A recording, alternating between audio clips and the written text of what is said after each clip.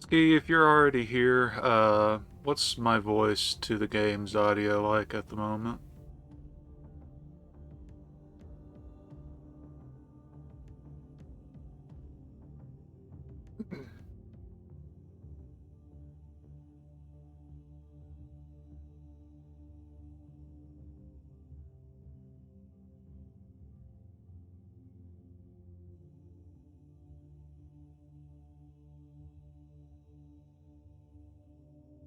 Well, while waiting on them or anybody for that matter.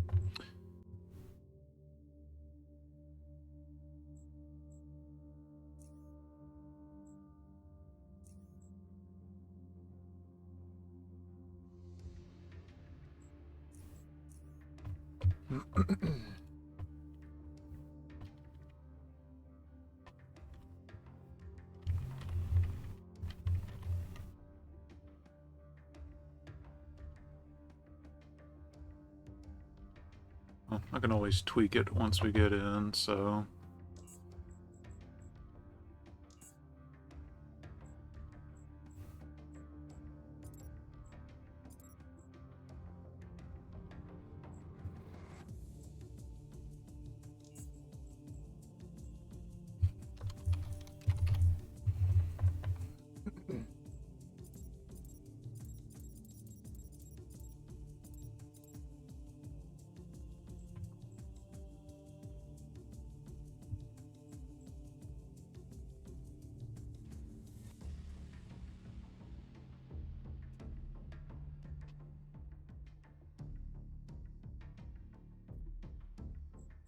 So if I'm completely honest, I'm still not entirely sure what I feel like doing.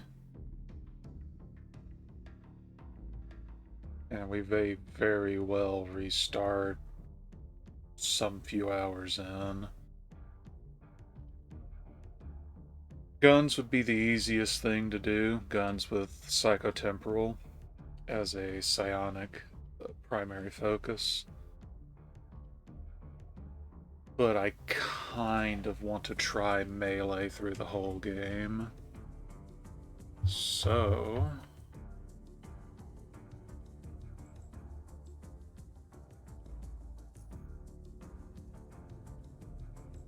what skills?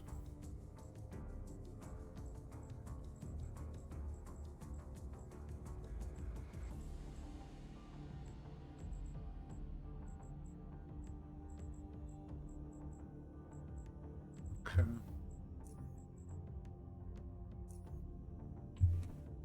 Gonna tentatively do a melee build that may focus on hand-to-hand. Beats will determine that as we get to 2, 4, and 6, I guess.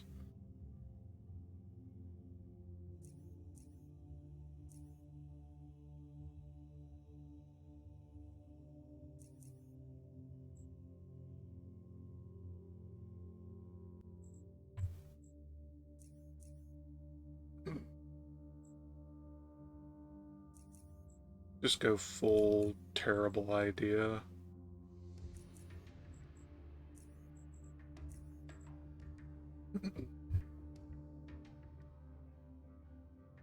Now, if I recall, the highest intelligence I'll need is 10 for one thing, and there's only one way of buffing it. Uh,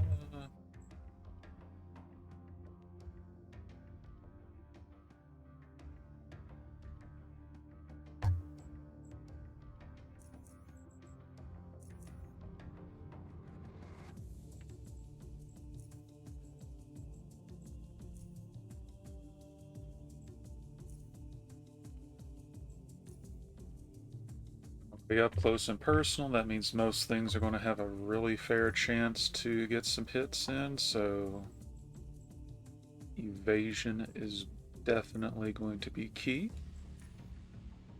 We are doing an Oddity experience run, so maybe not this level, but we're definitely putting points into pickpocketing eventually.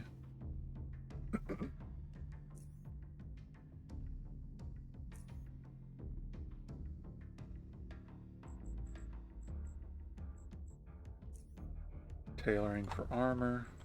We'll of course go into others later.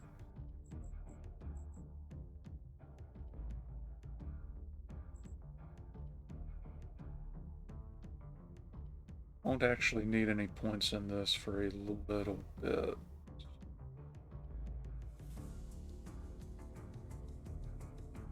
Well, actually, I believe the one skill I really want from that takes effective 25, so we'll be at least putting in that much. Apologies for the exterior sound. People have been particularly noisy today.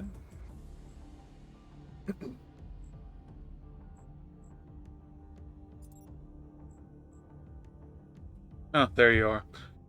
Oh, and I will need to move the chat. How's my voice compared to the game audio?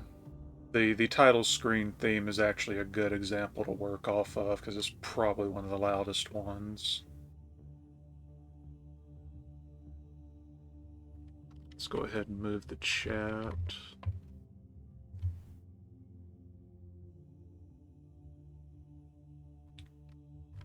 Do I drown it out, or is it just a healthy bit louder?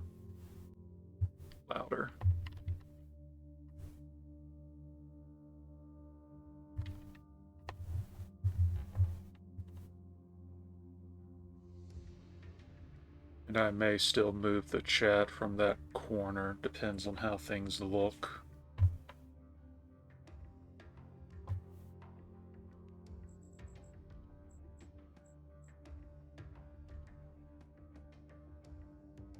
The music isn't loud. Okay, I'll tweak the master volume up once we're out of character creation, and we'll fine-tune as we go.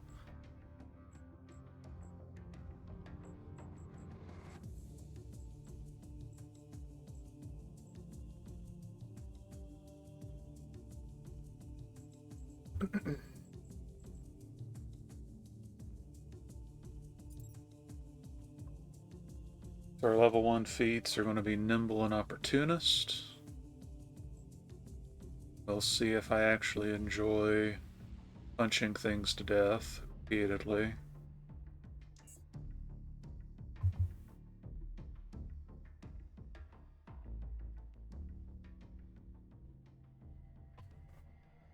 And I guess until I hear otherwise, I will read dialogue aloud. So I guess I'll be flexing my vocal cords for this run. Alright, last topic, of course, earthquake repairs. What's the situation at the south tunnel? Gotta dig deeper to plant the explosives, or you risk more damage to the tunnel. Almost everyone is working shifts up there, shouldn't be too long now. Gorski, how's the security looking? Got one man at the cave exit, and that's enough as far as I'm concerned.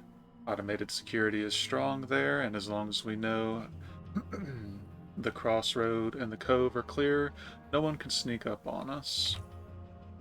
Also got one man in the underpassages. He's been ordered not to open the gate no matter what. The last thing we need right now are those bloody lurkers sneaking up on us. Everyone else is up at the platform securing workers and tunnels. Good. Good. No one has anything else to add. That will conclude this council meeting. Actually, just one more thing.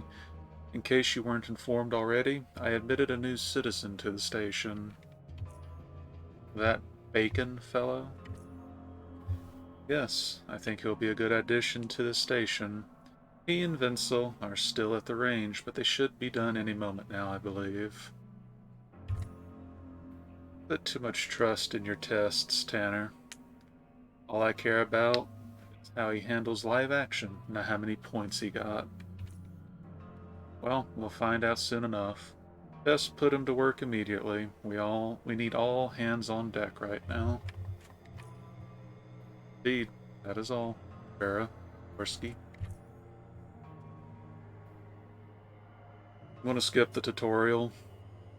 Done that plenty already. An unexpected yawn interrupts Wenzel. He instinctively raises his left hand to cover his mouth, forgetting that he is wearing a respirator.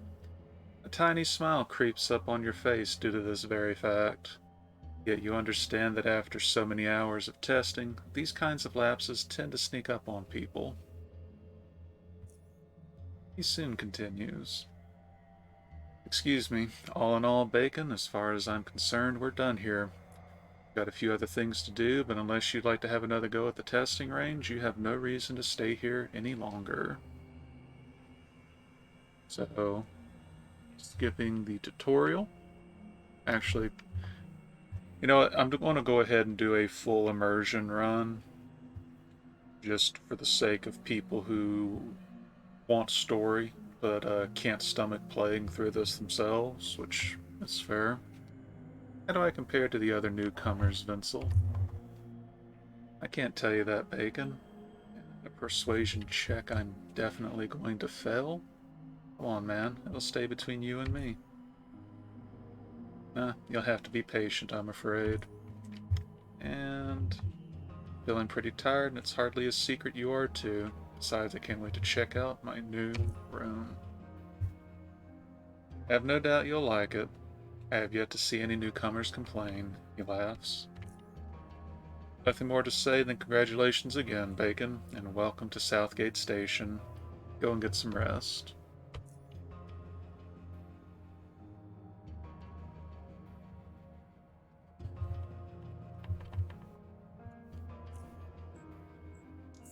Alright, so Southgate Station theme is fairly loud overall, and you're saying that the volume is pretty quiet?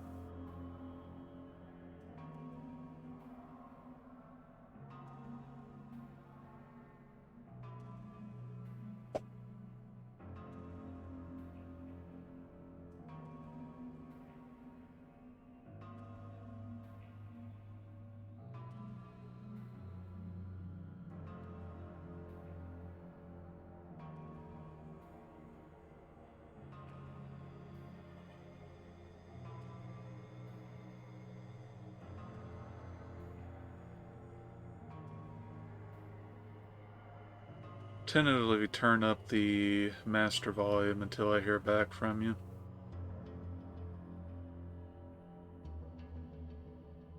So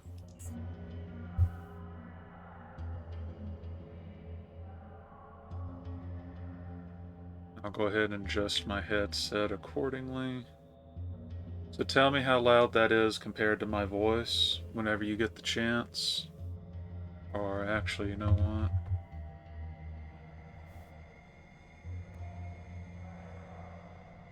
Let's see.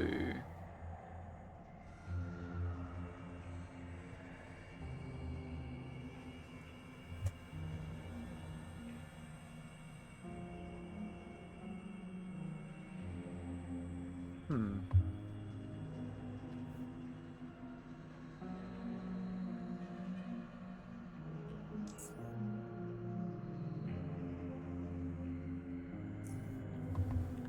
Yeah, that does sound a little faint. Hold up.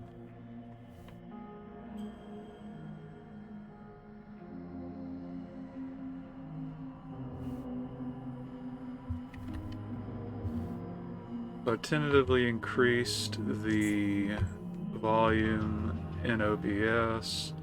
I'll drop in-game to 30. Let me know when you get a chance how the mixing is for you.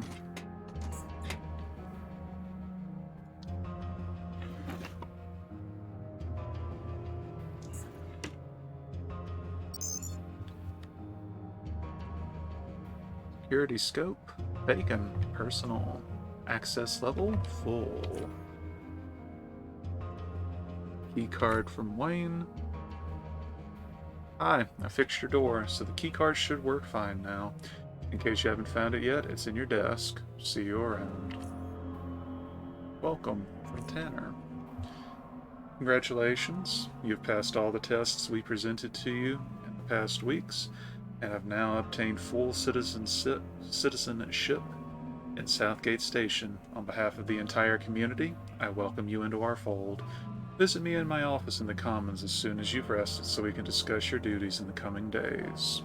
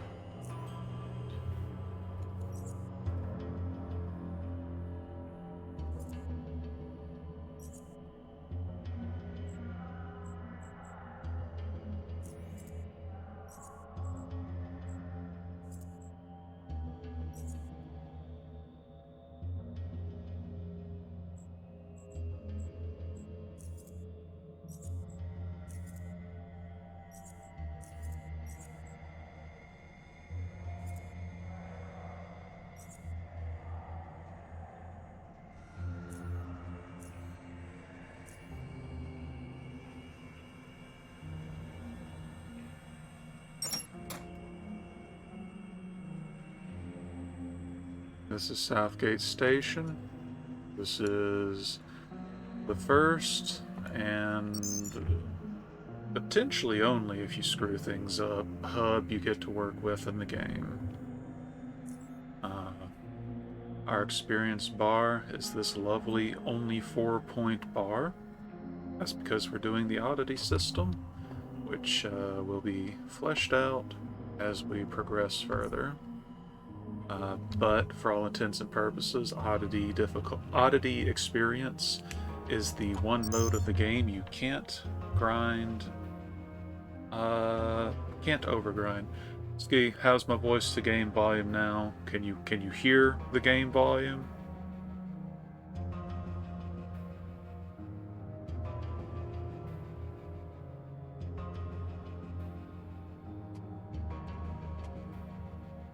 Alright, so it sounds good then.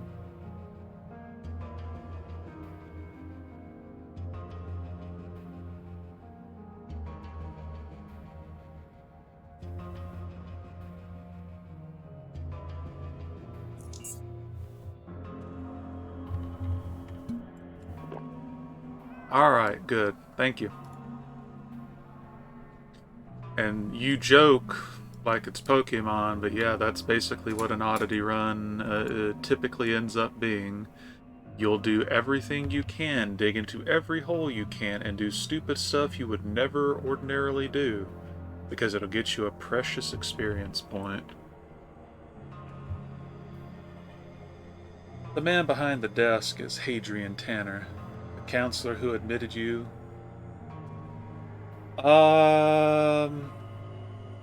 There's a fair number of things that you could miss in the capacity that, depending on how you play or what you're willing to do, some things aren't always going to be available. But generally speaking, there's a lot of ways to get all the oddities you would otherwise be wanting to find. You just have to be willing to do some really stupid stuff. The man behind the desk is Hadrian Tanner, the counselor who admitted you into Southgate Station. Even during your first encounter with him, he struck you as an unusual-looking individual. Setting aside his impressive stature, one finds it difficult not to notice how his thick, bushy hair and beard envelop most of his head, that, in addition to his opaque glasses covering his eyes, which you've never noticed him without, means that you can see very little of his face and his expression. His somewhat dirty scavenger outfit, which he wore earlier as well, clashes with a clean, finely furnished office, suggesting that Tanner probably does most of his work in the field. As soon as he finishes typing, he raises his head and reaches out to shake your hand.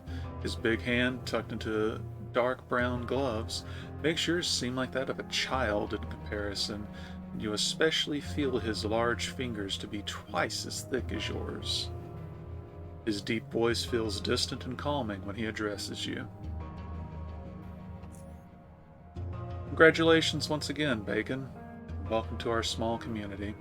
Scored very well on our tests. No small feat, that. I'm sure you'll turn out to be a valuable and respected citizen. But more importantly, I hope you'll find peace and kinship here, which is so hard to come by in the chaos surrounding us. I will go with number 2. I have yet to get to know other Southgaters, but have a good feeling I'll fit in with the rest of the crowd pretty well. He nods. I believe so too. People from many different backgrounds reside in this station. Whatever your interests may be, I'm sure you'll find someone who shares them here. Hope the earthquake didn't disturb you much, and you were able to rest a bit from all the testing, for you have much work to do today. Events have transpired that require your attention. Are you ready for some field work? No, I'd honestly like some free stuff, but how much damage did the earthquake cause? Not much damage to the station itself. There were no casualties, fortunately. Regardless, the railroad tunnel has caved in, so we're cut off until the rubble's been cleaned up. It's nothing you should be concerning yourself with at this point in time. Now, back to the business at hand. First, you can have your weapon back. Lucas at the armory should have it. And while you're there, you might want to drop by the shooting range, since you'll be doing some field work today. It might not be a bad idea to warm up in case things get ugly. Speak to Gorski if he's there. He'll help set you up for some practice sessions. However, that is entirely up to you. It could come in handy. Now, field work. Down in the tunnels below our station, just to the north of the Crossroad Caves, lies a series of abandoned outposts. These outposts were built by another station a long while ago for the purpose of scouting and defense. In time, they fell to decay. I want you to retake them so that they might once again serve the same purpose. However, in order to do so, you will need to activate the main power generator that's located inside one of them. Harold from the engineering sector thinks he knows how to get the generator operational, so he should be your first stop after we are done here. As far as I am aware, there are a total of 5 outposts, plus the one with the generator. I don't know if it's possible to activate all of them, but try to activate at least 3. You may also want to talk to Jonas at the Crossroad Watch Post. It's down in the tunnels just outside of the station. You'll be passing through there anyway. He's one of our most experienced scavengers, and he's probably seen more of South Underrail than any of us here. He'll surely have some useful advice for you. Well, there is a good question to ask. 2, actually. But we're going to go with the most important one. How well is this task credited? It's 300 credits. Additional 150 credits if you activate all the stations. Furthermore, you get to keep anything you find there. Alright, why are we retaking these outposts? Is it an important strategic position? Should certain factions attempt to encroach further into our zone of control? Besides, cleaning them out will also punch some of the unwanted wildlife further away from SGS, so it is also beneficial in that regard. Wildlife? I understand that a few packs of rat hounds moved into the area, but you best talk to Jonas regarding that. He'll have more details. He knows that area inside out. Alright, I'll be off then. Oh, and one more thing before you go. Pascal. Really, if it was Pascal, it might just be a different regional spelling, but either way. Pascal, our station's chief physician, wanted to see you, so you should probably pop down to his office in the medical sector when you have the time. Got it. See you later. But, we're not going on immediately with the plot. We're immediately going to the kitchen. And closing the doors. And taking everything.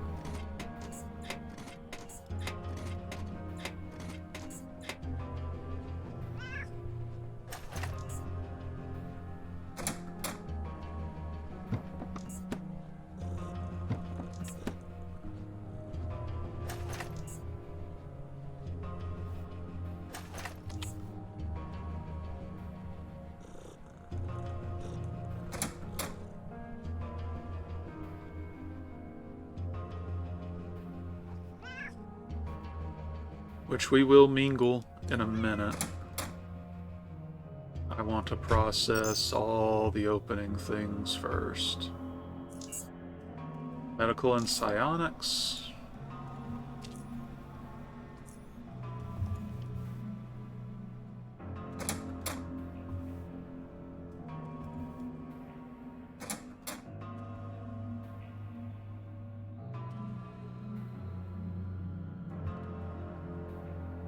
Ah, hello, Bacon. First of all, let me congratulate you on your admittance to our little station. I'm sure you'll love it here. It's good that you came. I actually wanted to talk to you about some of the results from all those tests we did earlier. Is there something wrong with me? No, quite the contrary. Sorry if I scared you. You see, test results show that you have certain amounts of psionic potential. You mean like I can read people's minds? He chuckles. No, not really. Well, not yet, anyway. Perhaps one day if you train your mind right. Allow me to explain what psionic potential really is. It's a relatively rare inheritable. No, it is not neuromods, but, oh boy, does it get wild. Allow me to explain what psionic potential really is. It's a relatively rare, inheritable, complex genetic trait that triggers developments of certain otherwise latent components in the brain. It allows a person to perform some subtle psionic invocations, such as influencing the minds of others, as well as some not so subtle ones, such as causing radical temperature changes and telekinetic manipulations. Alright, well, the most important question here would be, so how do I realize this potential? You must first disable your psionic inhibitor. It's a neural structure in your brain that prevents you from innervating or accessing your psionic projection centers. We assume it was designed to prevent infants from unwittingly harming themselves or those around them. There are ways to perform this innervation by deep, extended meditation, but this can take years and years. We have more efficient methods nowadays. He reaches into his pocket, then opens his hand before you. You see a large red pill. You can take this and you'll wake up from the dream. And you'll find the truth of the Matrix. It'll take care of the inhibitor right away. There is one side effect I'm obliged to mention. The majority of users experience immediate and significant weakening of their immune system. And when I say majority, I mean everybody. To put it bluntly, it will severely affect your health. Therefore, the choice is yours. And what that translates to in terms of game mechanics, you get a maximum HP penalty that applies throughout the entirety of the game, but it's the only way to get psionic abilities, and in a lot of cases, it is completely worth it. Take the pill and swallow it.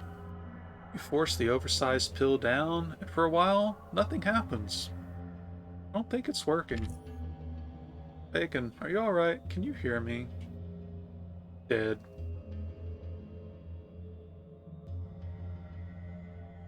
Ah, good. You're awake. How are you feeling? Ugh, my head hurts. What happened?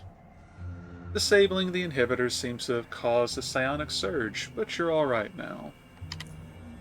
While you were out, I took the liberty of performing some more testing to determine the actual levels of your psionic potential, and, well, the inherent potential is there, but you'll have to train your mind hard before you can really make use of it. Also, take these. He hands you a pair of syringes filled with blue liquid. These psi boosters will help you increase your psionic recovery rate, basically. Basically, they'll allow you to use more psi abilities within a certain period of time than you normally would. They're fairly cheap, work fast, and have no major side effects. And are equally useful to beginners and experienced psionics alike. There isn't a reason to not have a couple when you're going out there. To not have a couple when you're going out there. And then he hands you 4 unusual inhalers. And these contain desaturated psionic inhalants. They'll replenish your psionic reserves and also help neurohormonal regulation and alleviate synaptic fatigue, especially after extensive innervation. Just like muscles recover from fatigue with the help of the body's glycogen reserves, so does your mind have its own finite psionic equivalent. Used to, the inhalers did not exist. And then the great psionic nerfing occurred, and then it became much more difficult to become subway wizards. Unfortunately, as I did not put points into persuasion, the only a pair of boosters will not get anything. What do you mean by only a pair? That's quite sufficient to get you started. Yeah, no, so pre-nerf, there's 4 schools, or was 4 schools after the DLC and before the nerf. You could just dump all of your skill points into those 4 schools and cherry pick the ones you wanted. You were not limited in how you structured them. That would carry you through the whole game. Like, it could be a little rough early on, especially before you got certain feats to help round things out. But boy, ooh, you could do some stuff. Not only that, it was one of the best setups to completely removing the threat from a certain type of enemy that we will become quite intimate with by the end of this game. Let's see. I've got a lot of dangerous work ahead of me, Doc, and considering I've yet to become an experienced psionic, I'd rather not find myself short on brain juice when I need it the most. Just use them wisely and you should be alright. Or you could simply purchase more. They're cheap, but not cheap enough for me to be giving them away just like that. Where can I get more psi boosters and inhalants? Most doctor's offices should have them in supply, mine included. I could sell you some if you'd like. So how do I start learning psionic abilities? You'll have to talk to those already adept at it and see if they'll teach you. We have 2 very good specialists in our station. Quentin is well versed in metathermics. Wow. No, this isn't Fallout New Vegas where you can squat when nobody's looking and get away with murder. If you kill people in a well-secured location, it doesn't matter if you're in full stealth or not. Literally everybody knows, and you will pay for it. Quentin is well versed in metathermics, which is the area of psionic development that deals with instigating rapid temperature changes and chemical reactions. He used to be one of BioCorp's researchers working on new applications of psionics. You'll find him on the agronomy level. Oh no, it's definitely not fine. Almost everybody in this place can murder you very easily right now. Bison? Bison? M. Bison? Is our martial arts expert. He can teach you psychokinetics and how to effectively use it in unarmed combat if that's something you're interested in. He's usually in the gymnasium across the hall, but I think he's helping with cleaning up the tunnels right now, so you'll likely find him at the station platform. Thought control discipline is considered by many to be nefarious, and it's also the hardest to get really good at. I'm not sure who here can teach you it. I heard rumors that Ezra, the chief of engineering, is actually a powerful mind controller, but I don't know if that's true. Most people here, including me, know nothing about Ezra, so it might just be that some of them are making this stuff up. And then there's the DLC power. And then there is temporal manipulation, which purportedly allows one to control time itself. I've never seen it in action. It's a discipline few practice. However, I've heard that a man that goes by the name of, what was it? The DLC in this is super good, though. Like, it really does add a lot. Ethan, Lanford. Yes, Ethan Lanford. I've heard that he is a practitioner of the discipline.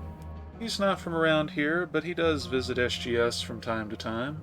In fact, I just saw him in the bar moments ago. I'm sure Arlene knows more about him. Ask her if you're interested. Anyway, I have to get back to work now. Do you have any more questions? You keep mentioning the word innovation. What does it mean exactly? The word itself can mean several things: to supply with nerves, to stimulate, or to provide nerves with energy. In the context of psionics, in order for psionic invocation to take place, the brain's neural circuit needs to be suited for that specific invocation, fine-tuned even if maximum efficacy is desired. Innovation is, thus, the training of the nervous system through stimulation of neural pathways and focus. It is a taxing but necessary process for anyone who wishes to learn or relearn psionic abilities. Also, certain individuals naturally exhibit increased neurogenesis, creation of new neurons, giving them greater neural capacity, while those with strong dedication can also work to improve themselves in this regard. One other thing that I have to mention is that, just like sprinting and long tunnel running requires different training regimens and body types, so does the neural circuit require different neural infrastructures for different psionic disciplines. Optimizing for one set of abilities will de-optimize for the other, so majority of psionics, especially less experienced ones, stay away from multidisciplinarity due to the increased strain it puts on their mind, and sometimes sanity.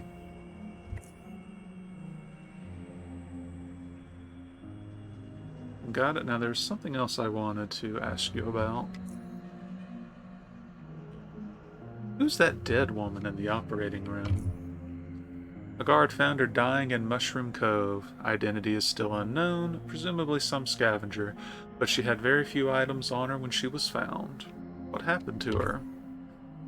Came in with patches of hair ripped off and severely traumatized. No one knows exactly what transpired. Oh no. No one knows exactly what transpired, but she was dead on arrival. Can I see the body? What for? To poke it? I may know this person. Well, I suppose I can allow it. Just don't touch the body, okay? Can I talk to this guard who found her? I don't know which of the guards brought her in. Malcolm, the security officer, can help you with that. He's at the cave exit on the lowest level of the station. And that should be it. Well, so here's the thing.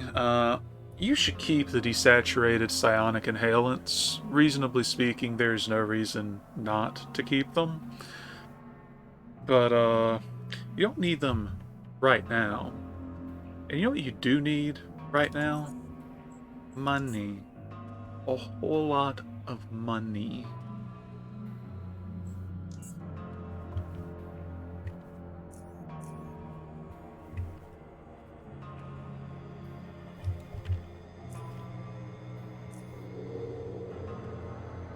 Oh, well, this isn't even theft, so I shouldn't even worry about that.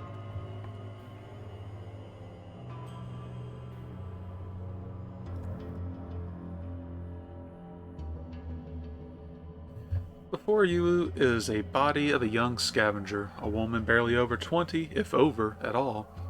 You have some difficulty telling the age, as the damage the head has suffered really undermines your perception. Inspect the deceased. Her head is missing patches of hair which were ripped out of the scalp, and what's left underneath has been severely clawed, exposing the whiteness of the skull underneath. As to who did it, the answer reveals itself when you look at the woman's fingertips. The nails, where they're still present, are mostly broken, with bits of flesh and bloodied hair underneath them. Fortunately, that's everything useful you're able to determine from inspecting the body.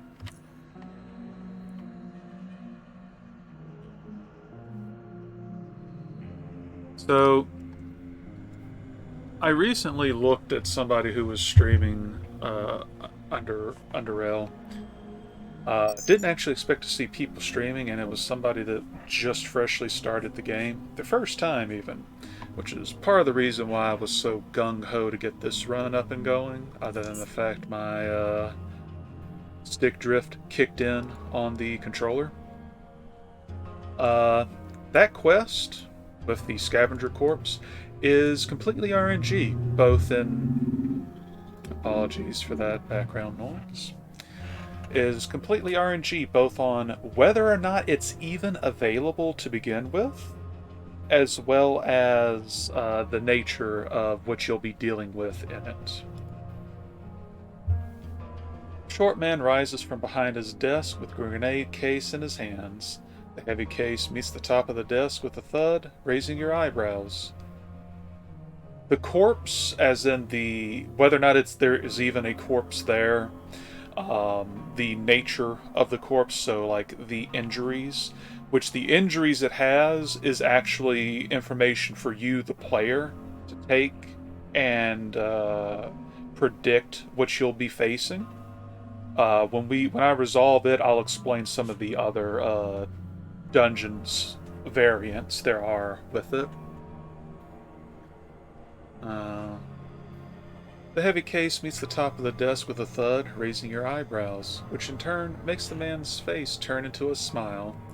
He removes his glove and shakes your hand with a strong, perhaps too strong, grip before addressing you. Don't worry, Bacon. I ain't gonna blow us up. Nope. Anyway, Vincel told me you'll be staying with us for a while. Yeah, I like it here so far. Well, friend, make yourself at home. Can I have my weapon back? Of course, it was the, 5mm pistol and some ammo, if I recall correctly, right? This one? He produces a pistol that is in such bad condition people would pay to get rid of it. So if we had some points in persuasion, we could switch out for a 44, which, if you're being a douche, yeah, we are doing a melee build, but unfortunately, even opting for the machete does require some persuasion. But I'll give the points for how you can quickly address this. But if you're not going for guns, or you weren't planning on a handgun anyway, switching for the 44, which the quality of it and various other details can vary, so you can actually save scum. Opting for the 44 can get you about 4,000 units of currency worth right here, right now, which could very easily help you grab a better starting deal. Naturally, though, none of these will succeed. We don't want a crossbow, and unfortunately, we will be taking the 5mm pistol, but not that one. Oh, well, I suppose you could take the knife option, but you'll see why this is relevant in a minute. Then whose? Oh, this has got to be Newton's gun. Huh, my bad. Here you go. And he hands you your weapon. With that out of the way, may I interest you in a couple more things? So, immediately put the gun and the ammo up for trade, which is worth 221 credits or 2,210 currency.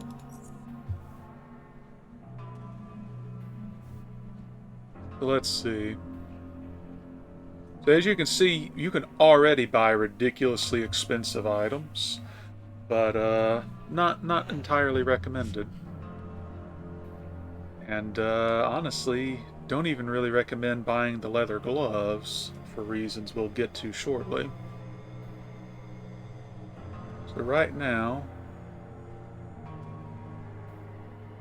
tempted by that one.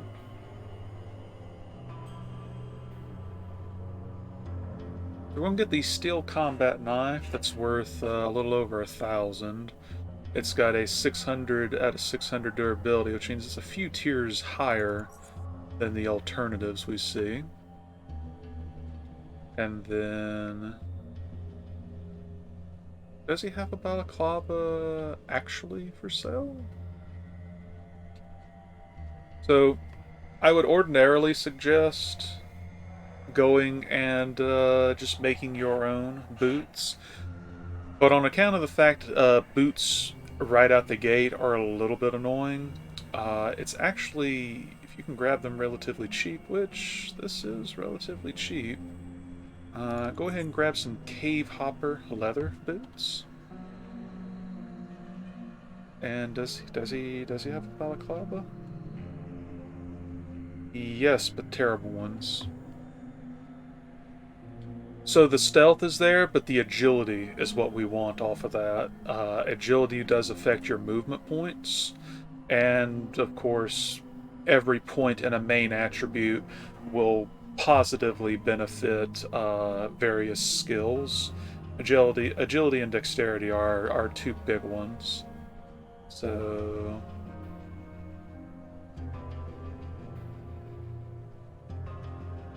okay, no blueprints that we particularly need. Still, net gain, got a weapon, got boots, and even made a tiny bit of money.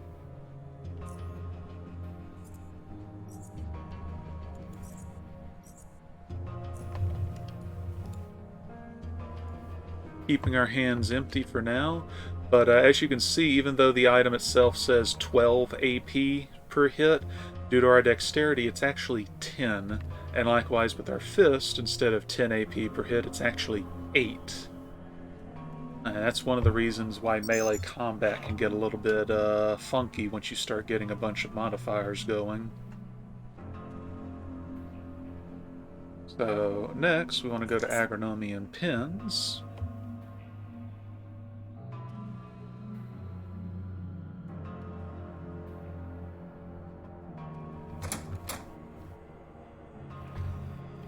I had considered doing a... oh hey, a battery. That's actually super good.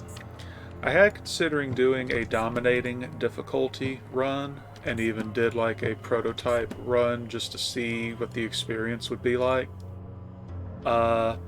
Even after the penalty... yeah, with the penalty to my health for having taken psionics, I have only 1 point less than what you start with than what I started with by default in that particular run, and that's with me taking less constitution here. You get penalized for your health, you get penalized for your healing. Enemies are massively buffed on their stats, and the enemy spread was just ridiculous and just didn't seem like it would be fun. Big Brett. Must be bacon. They call me Big Brett. So you passed all the tests, I see. Couldn't have been easy. Those are just getting harder and harder in recent years. They were pretty hard, but I like challenges. Just not dominating challenges. You're going to love it here, then. So what brings you to the pins?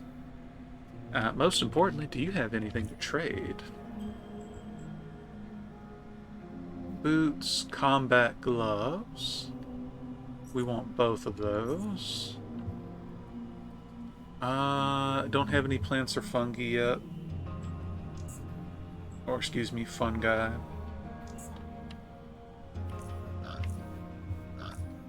So we will be we will be crafting eventually. So we do want boots and we do want combat gloves. What is this place? This is the agronomy sector where we grow and harvest all kinds of plants, but we also breed animals for food.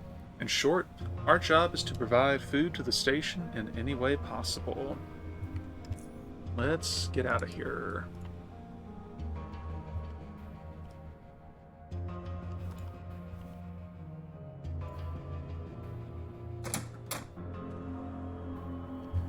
You come up to a rangy man with long hair who is cutting open the head of a large, monstrous creature. Formerly an untamable beast, it is now but a stiff volunteer to the post-mortem dissection, to science. And soon enough, the man makes the final incision, after which he pushes his hand through to extract a single, long, sharp spine. Greenish, sticky fluid dribbles out of the opening and all over the floor as the man wipes the spine clean before laying it aside, and that is the moment in which he notices you. Careful, you don't want to get in contact with its toxin. He returns to cutting through the creature as he talks to you. My name is Quentin. Don't bother introducing yourself. I know who you are. You're Bacon, and you just got admitted to the station. I'd shake your hand, but you can see why that wouldn't be a good idea. Do you have anything to trade? He stops working, sets the knife aside, and carefully removes his gloves. Of course.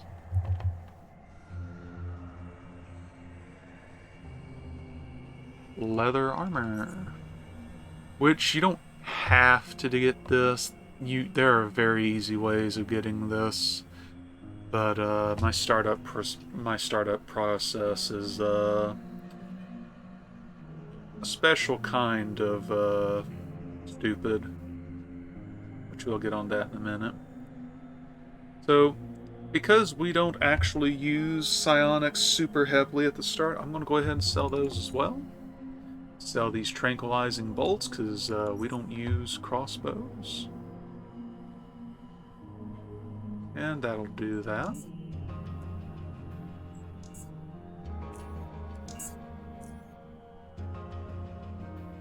Forgot something. What kind of creature is that? It's a burrower. It's one nasty creature that digs around, laying eggs all over the place. They are more numerous deeper underground, but you can still find a few roaming in the lower Underrail and the surrounding caves. If you meet one, be careful. It'll stick thick, hard spines at you that are coated with poison. What's in that room over there? We're growing mushrooms of different types there. Of course, most notably, the mind shrooms. They are one of the most potent and certainly one of the safest psionic catalysts. The largely popular psi boosters are made from mind shrooms, in case you didn't know. What are you doing exactly? I'm collecting its poison glands. We can use those to produce other chemicals or to coat crossbow bolts. I'm told you can teach psionics. Yes, that is correct. Are you interested in learning, perhaps? Yes, will you teach me? I heard you scored highly on Tanner's tests, so yes, I will teach you what I can. If you perform one little task for me. And which task is that? You see, I was conducting some experiments on rat hounds a while back. I was quite close to a breakthrough as well, until a little accident happened, and Brett forced me to get rid of the creatures. Now I cannot finish the experiments. Not here, anyway. What kind of experiments were you conducting? I was working on developing a substance that would transform the muscle and other types of tissue into a potent mushroom fertilizer. What happened? Well, I never had an appropriate place to keep the rat hounds, so I drilled breathing holes into a couple of those large crates and kept them there. It turns out I underestimated them, and after a while they chewed their way out of their predicament. What do you need me to do? I prepared the final version of the concoction and filled a set of crossbow bolts with it. I need you to go out there into the caves and shoot a rat hound with it, and then once it's dead, collect a tissue sample from around the wound. If you don't have a crossbow, you can borrow mine. It's in that locker over there in the corner. It's not like I get to use it much these days anyway. And if I do this, you'll teach me for free? I'll teach you one psi ability for free. You'll have to pay for the rest. If you had some mercantile, you could actually make it a cheatsy doodle for 2, but we're actually not doing this for the ability. I'll do it. Excellent. Here are the bolts. Good hunting. Tissue samples as good as yours. I'll be back soon.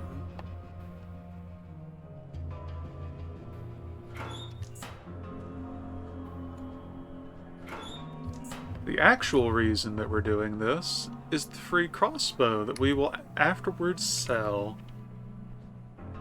If you don't talk to him and go through that procedure, opening that locker would be considered theft and would not end well. Not end well at all.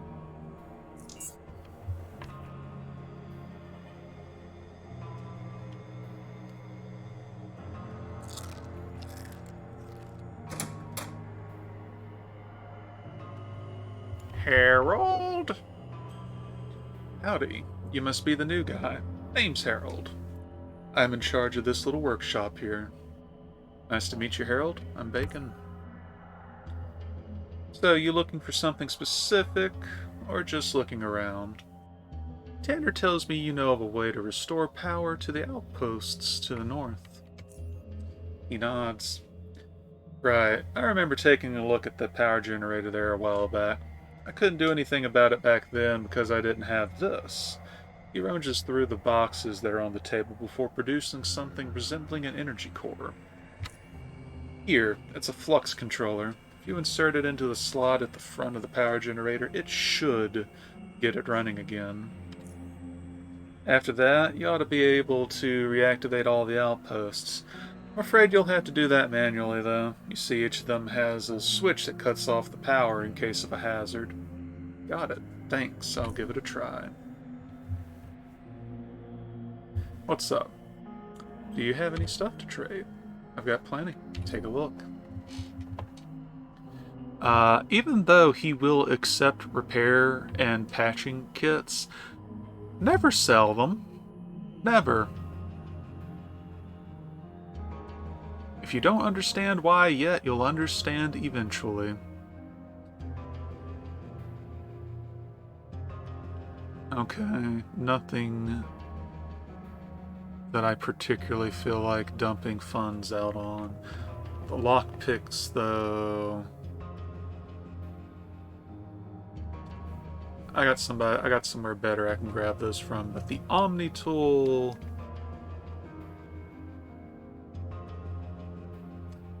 I'll get an Omni tool later, but we will want one on hand. And while we're down here, go ahead and cycle through the journal.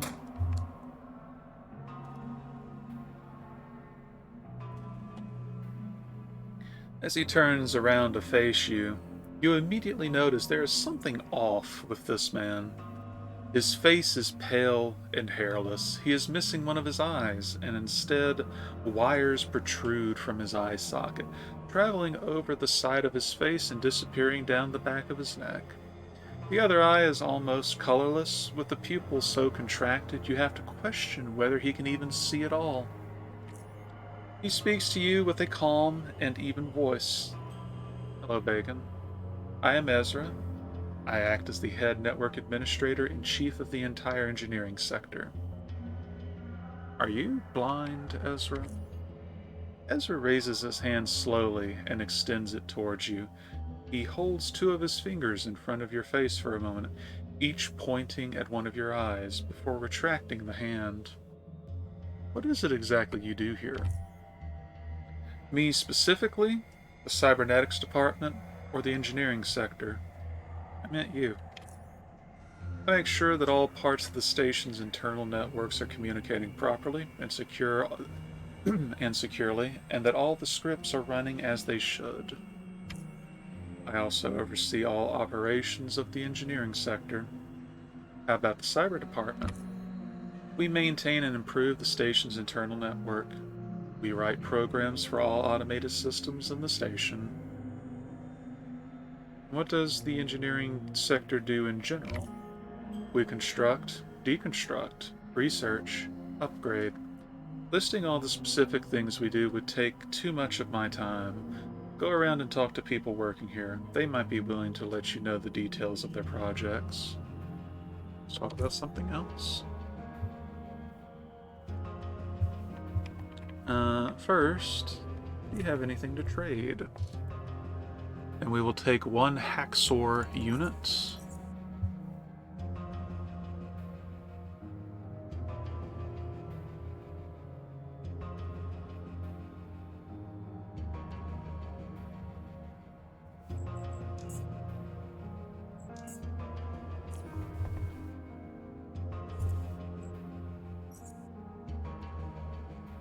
And go ahead and charge said hacksaw unit.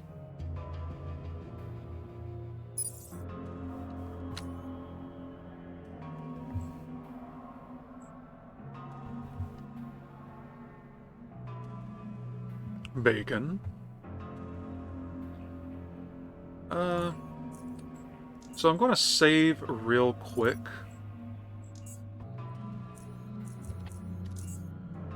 I'm not entirely sure if psionic abilities are immediately injected into slots or not, so we're going to have a little learning experience. I hear you are a powerful mind controller. Is this true? Ezra remains silent and just stares at you. If this is true, I'd like to learn from you. He just keeps staring at you. Stare back at him. At first. No, the bacon here is not edible. At first, nothing happens, and the two of you just stand there staring back at each other. Your thoughts slowly start to drift away from what you are doing, and you almost don't even notice that you're losing control of your own body. No, it's inedible. The world around you blurs away until the only thing you can clearly see is Ezra's one eye staring at you. It seems as if it's not looking at your face, but through it, into your mind. Will try to wrestle back the control of your body. By the way, this is going to fail. You try to fight the intrusion, but Ezra's will is too strong. You stand there for a few moments, held like a prisoner in your own body, and then the world disappears.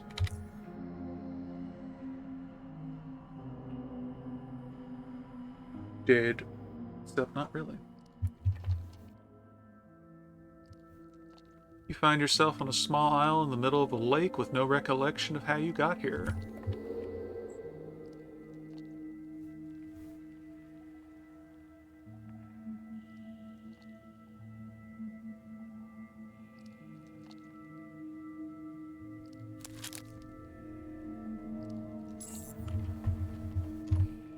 And this isn't exactly the most graceful first exercise in violence, but we do what we must. Like repeatedly stabbing a beetle at point blank. Thigh beetles, or Azuridae, are one of the staples of the game. They have psionic abilities. On their own, not that big of a deal. You don't want to deal with them up close. You don't want to deal with them from afar and in mass, however. And no, I'm not a oh, I can't loot the body. That was the whole reason I did that. No, I'm not a monster. Adults aren't terrible, but there's a third level of them, and those are special.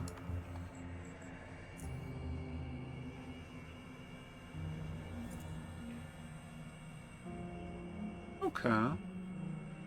So I removed it. Okay, so it doesn't actually matter. But yeah, if we were to go into thought control, you get neural overload for free. It's one of the... Early on, it doesn't seem that great, but neural overload is probably one of the best scaling psionic abilities in the game, with certain late game variations of it. You can basically just kill almost anything with it. But let's go ahead and wrap up with Ezra for the time being. I will switch back to my fists.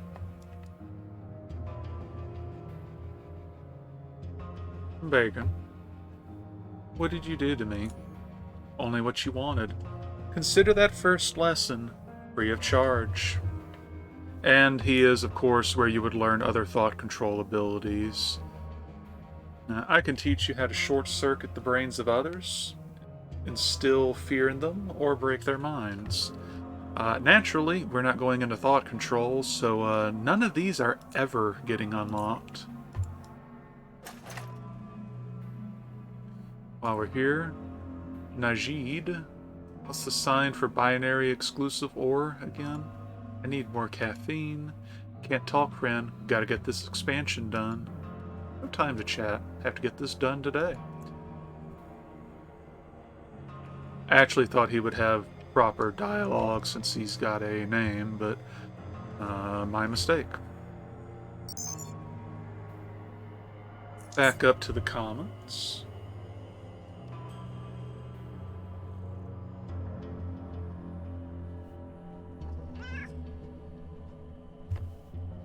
You met Arlene during your testing period. She's in charge of food preparation and rationing. Ha! We used to make fun of Tanner's stupidly high standards when admitting new people. Not the end of the world if we get someone imperfect, we said. And here you are, bringing us earthquakes on day one. Very funny, Arlene. I was only kidding, don't take it too seriously. Anyway, what do you need? Who's that dandy over there? Over there? That's Ethan Lanford. What can you tell me about him? He's a handsome man. Comes to SGS from time to time, always dressed as sharp as a razor. He's always flirting with the ladies, no exceptions. I've seen him entertain quite a number of them, well, myself included, with some unusual psionic tricks. He's, Well, thanks for the vote of confidence, Bill. Guess I'll just stop forever. He's what you call it, a temporal manipulator. It's one of those psi abilities, disciplines, what you call it.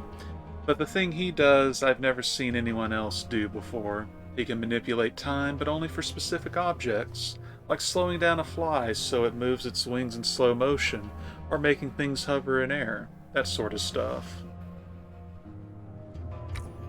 It's all parlor tricks, fun and unusual. The only difference between a fly and a swallow is but the size. It's all parlor tricks, fun and unusual. Good to attract the ladies.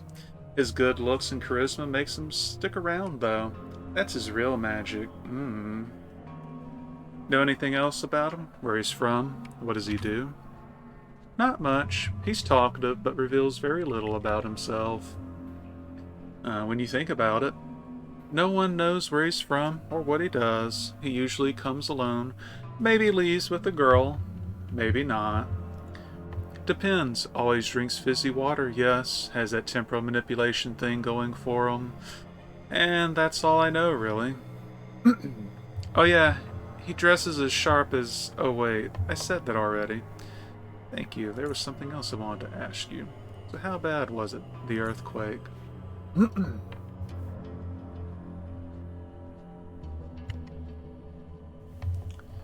For us, not that bad.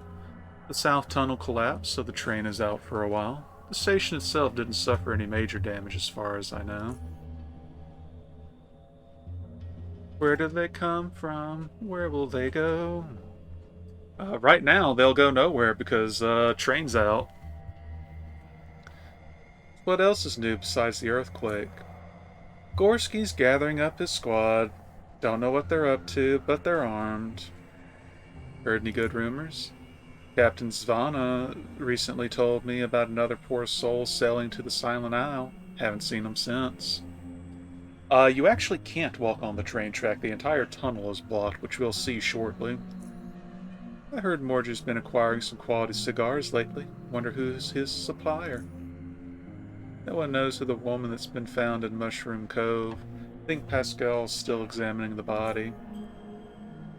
Guess Junkyard still hasn't gotten rid of old Chopper. One more victim found in pieces. Rumor has it there are quite a number of people sitting outside the United Stations Embassy in Junkyard. Guess they've been feeding them good. There's been very little pirate activity lately. The Black Eels seem to be doing a damn fine job. Arlen told me he's starting to see more and more lurkers near the Underpassage's exit. Apparently the free drones are becoming more and more active in South Underrail. Some even say they have a hideout in Junkyard. And I think that's the full loop. Several of those are actually very relevant. Once again, in true fashion of a game like Fallout or even Elder Scrolls, just go and sell the stuff you stole. To the people you stole them from, even. But I guess you can't do that in Elder Scrolls.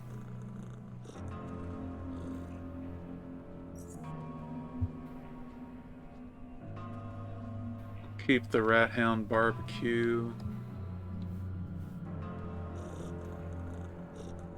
Nah, we'll sell it because we'll get plenty more anyway.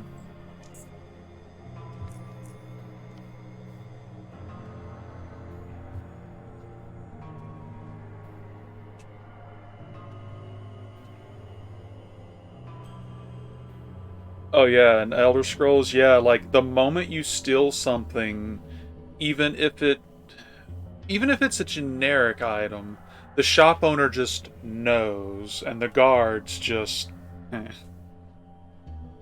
Before you is a handsome young man whose attire portrays him as someone who prefers charm over harm. Whether his looks deceive or not, though, is a question that has yet to be answered. In his hand, a glass of fizzy water, he calmly addresses you. May I help you? Are you Ethan Lanford? And you are? Bacon. I've recently moved to the station. Good. Good. Yes, I am the man you need. What can I do for you? I was told you are someone who might know a thing about temporal manipulation. Yes, that is true. I am a temporal manipulator, a psionic whose expertise lies in the discipline of temporal manipulation. If you are here to learn new abilities, to expand your arsenal of psionic powers, then you're talking to the right guy. What can you tell me about temporal manipulation? Temporal manipulation? It is a psionic discipline that allows one to manipulate time in many different ways. Accelerate it, decelerate it, suspend it, reverse it. But before you get your hopes up too much, the effects are on a local scale, meaning that one's reshaping or even disfigurement of the structure of the universe will not have large-scale consequences, but will rather only affect a small part of space-time. Just the very part that is being manipulated. I understand if you're small, angry. I understand if you're finding this difficult to comprehend. It's not an accessible subject, really. Regardless, it is an immensely powerful discipline in the right hands, but is sadly underused. Why is temporal manipulation so underused? To become a master temporal manipulator, one needs time. Time to manipulate, time to practice, time to experience. The first one, it is in the very core of our universe, space-time. We manipulate the temporal. But for space-time to remain in balance, the spatial must react. The second one, as with any skill, one needs to extensively train, develop his abilities in order to become proficient at them. This takes time to practice, but one is also practicing on time itself. The third point, that is the most important one, the one that sets temporal manipulation apart from other psi disciplines. Temporal manipulation, on its most basic level, does not possess the destructive power of the other disciplines. No pyrokinetic fireballs or accelerated ice shards, no ways to drive your enemies derailed, cause them to fight with each other or against the horrors plucked out from their very own minds. Manipulating time, requires temporal experience. With other disciplines, even if one doesn't understand their meaning, one can achieve much through simply understanding the mechanics. With temporal manipulation, mechanics only have meaning if you understand the passage of time. It is something one might not be, in fact, definitely cannot be, able to truly understand without sufficient experience. And that comes when one has just the right amount of time available to him. Most have plenty, too much, and that is why they waste it. Those who don't, they chase it, but they might have plenty available to chase. Now, those who have experienced it running out, those who realize its true value. You're implying that it takes an old person to be a good manipulator, yet you're looking pretty damn young. I do look young, yes, but I have experience. I may be one of the best, which I admit doesn't say much considering there aren't many of us out there, but I still have a life ahead of me to truly acquire the experience I told you about. However, I have been taught by the best. You see, yes. Arthur Kane, my mentor, and a true master of temporal manipulation, has helped me understand certain important things much earlier than I normally would. But that is a whole other story. I'd like to learn some abilities. Certainly. I can teach you temporal distortion, limited temporal increment, and psychotemporal dilation. I believe the one I want is psychotemporal. Alright, there we go. Is psychotemporal dilation, which we won't be able to get until level 3, but let's see. Psychotemporal effects allow one to manipulate the passage of time for the targeted object relative to everything else, no matter their actual mass or environment velocity. Psychotemporal dilation causes the target to be slowed down, while there is also psychotemporal contraction, which does the exact opposite, but is a more advanced ability to learn and master. I will teach you only how to dilate time, but even that is a powerful ability on its own. So still worth getting, but no, I want dilation, or rather contraction. But we're not ready for it. What a surprise. Anything interesting going on? Not much, unfortunately. The cave-in has us all trapped here, so, like a lot of the people, I'm waiting for the tracks to get cleared before I can move on. But it's not much of a problem. I've always liked this place. Tell me more about Arthur Kane, your mentor. Perhaps some other time. It is a long story, and I don't feel like telling it right now. What do you think of Southgate Station? I've been here before many times and will return again if time allows. There are places where more fun can be had. Nothing tops Core City in that regard. At least not in South Underrail. But Southgate Station is the place which I find most relaxing. It is a safe, well-defended station with civilized citizens. The earthquakes sort of forced me to stay here, but I don't mind. Moreover, I'd rather be stuck here than at some low-life infested bar, worrying whether someone is going to stab me in the back. Or will you be going after the rocks have been cleared? I'm thinking Core City. Probably Core City. But the life of a traveler is an unpredictable one. Why are you drinking fizzy water? Water is the best drink. The fizz simply makes it a bit more interesting. No other reason.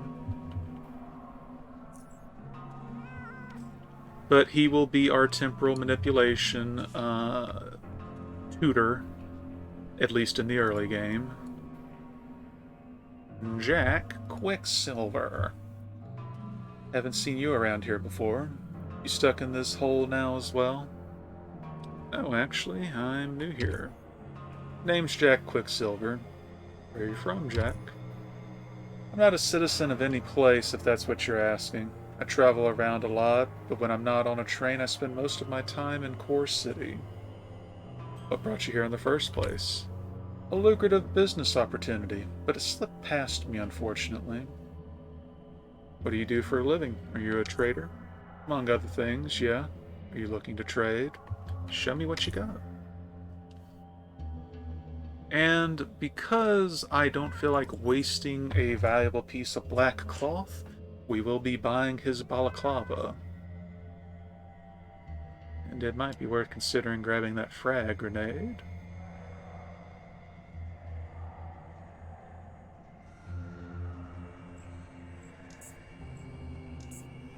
Go ahead and grab the balaclava. And we will be pulling up on that business opportunity, but not at the moment. It would cause certain unfortunate things. But now we have another bonus to stealth.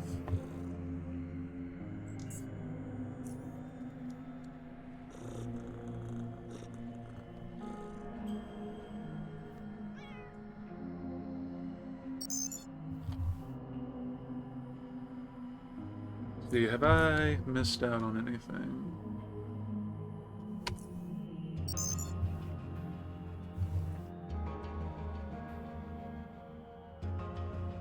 Alright, so I don't believe I was asked to visit the dude upstairs yet, so we're going to do the very stupid thing that I insist on doing in a new game, because I don't like rat hound leather. The man greets you with a warm smile. Ah, Bacon. Good to finally meet you. I'm Malcolm. How can I help you? Anything about that scavenger from Mushroom Cove? Well, one of the guards found her there, dying, just as I was starting my shift some hours ago.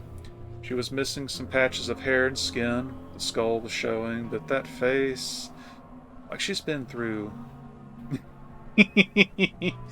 Malcolm in the Middle was actually a really good show. I don't even think it's on Netflix, which is a shame. I would probably be willing to watch a chunk of that series at some point. It was really nice. Of course, it might not have aged well. Who knows? But that face, like she's been through living hell. Terrible things happen out there all the time, but this woman was still alive when she was brought through here. That's something you don't see often. Sadly, that didn't last. She died before reaching the medical level, though. Did she manage to say who did this to her? No. Mushroom Cove's full of psi beetles, but this didn't look like a product of their psionics. How do I get to Mushroom Cove? It's a wet cave a bit south from here, but I'd advise against going there right now, Bacon. It's a dangerous place for a rookie. I need to get out into the caves. You didn't get your access card yet, right? Yeah, should be around here somewhere. He starts looking through the drawers. There it is. He produces a red access card and passes it to you. Now listen here, this is the procedure. When you want to leave, you let me know, and I'll open the inner gate. Then you step into the transition room. Then I close the inner gate and open the outer gate, and off you go. Alright, now, when you want to get back in, use the card I gave you on the console outside. Stand in front of the camera so I can confirm it's you. Then I'll open the outer gate. Earlier, we used to do a bioscanning every time someone passed, but since no one ever showed up positive, it became a nuisance. What if I do contract a disease? Then be kind enough to inform me so I can activate the turrets. They'll shred you to pieces. We'll burn the remains and everything's good. He chuckles. Just kidding. Or am I? Open the gates, please. I'm off to the caves. He nods. And, and here's a tip for you. If you find yourself surrounded by rat hounds, use flares to scare them away. They'll be back, though, so try not to stick around. So I'll keep that in mind. You're good to go.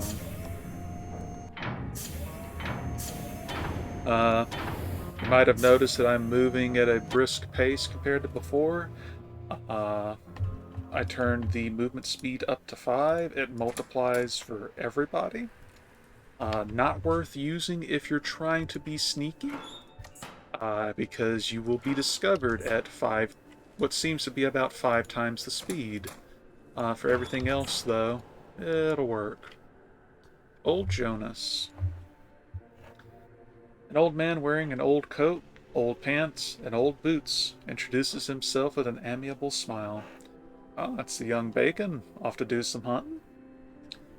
What is this place? This is the Crossroad Watch. The only way to get into our station from the tunnels is through here. What are you doing here? Just sorting through some goods I scavenged today. Want to take a look, see if there's something you like before I take it back to the station? I'll offer a fair bargain. And we will, but later. Suit yourself. I hear you are very knowledgeable of the tunnels, and I could use some advice. Been crawling through them tunnels all my life. What do you want to know? What can you tell me about the abandoned outposts nearby? The nearest one is just north of the Crossroad Watch. They stretch to the east and west from there. They were built by a mega station, but are somewhat in ruins since we put them out of business. Plenty of rat hounds there now. Oh, and if you're heading there, could you do me a favor?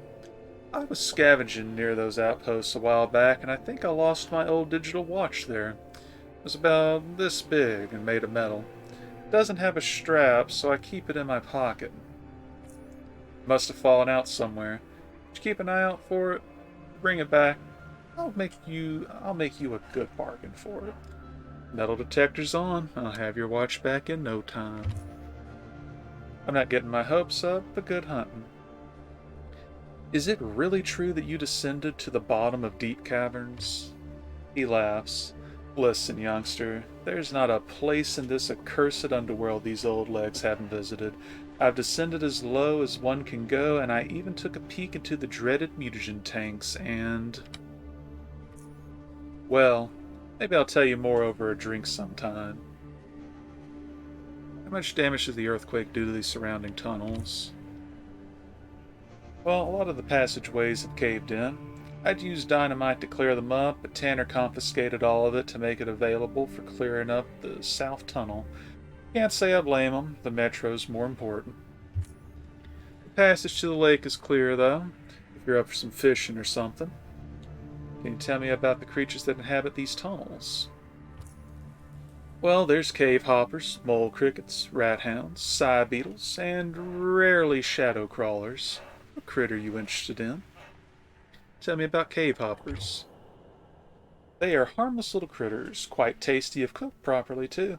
You'll generally find them near lakes and other wet caves, because that's where their favorite food, lake mushroom, grows. They can be hard to hunt down because they are fast little buggers and can crawl through crevices you wouldn't think they would ever fit in. If you're looking to catch or kill one, the best tactic is to hide near a patch of lake mushrooms and ambush them when they come to feed. What do you know about mole crickets?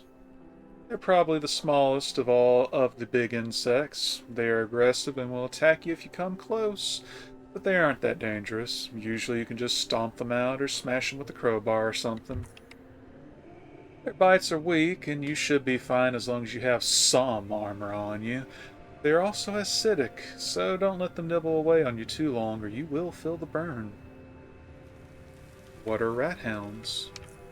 Rat hounds are ugly, smelly, mangy, disease-ridden, dog-sized rats. You can find them anywhere, and if you can't find them somewhere, know they'll get there too, eventually. Individually, they're not so tough, but they usually move around in packs, sometimes hordes, and they are very good pack hunters, so don't let them surround you. If you're in a pinch, throw flares. They are deathly afraid of fire. Sigh beetles. Now that's a critter you just want to steer clear of. Scientists call them azure something because of their blue stripes, but the rest of us just call them sigh beetles or sigh bugs for obvious reasons. They are bugs, and they sling all kinds of psionics at you. If you bump into one, you might be able to take it, but it'll literally give you a headache. You run into two of them, you better start retreating while you can, at least they are not that fast, so you should be able to evade them. If you run into three, it's probably already too late. You see, the weird thing is, not only do they hit you harder when they're in a group, they also start throwing crazier and crazier stuff your way the more of them join the fight. And if there's also a Goliath around, then you're in psionic hell.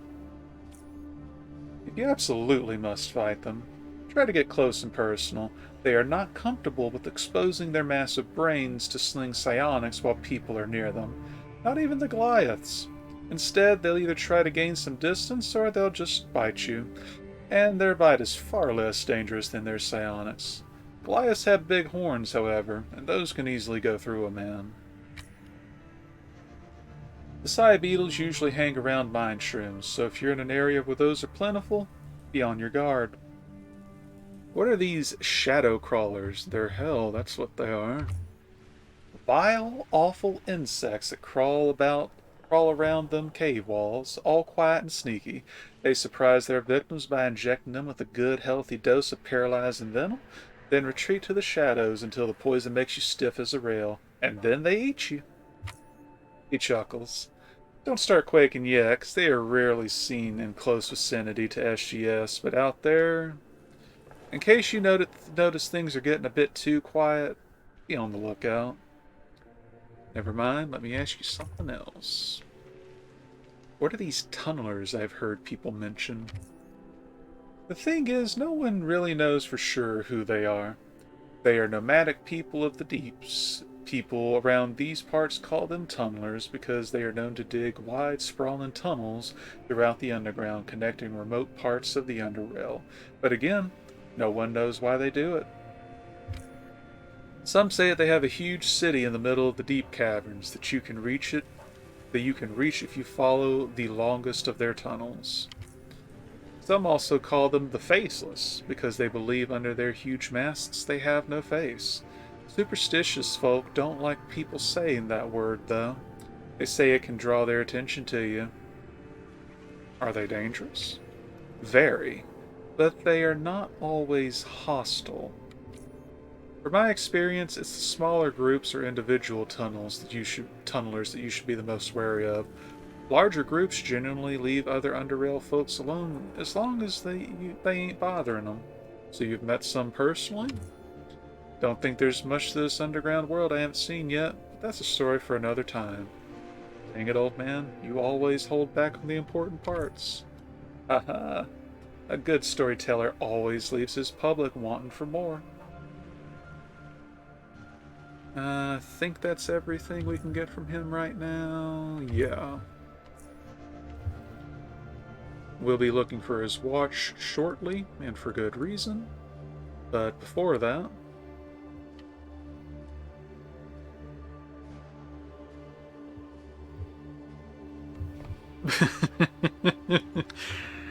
I mean, yeah, that's the bare minimal brass tacks of it, sure.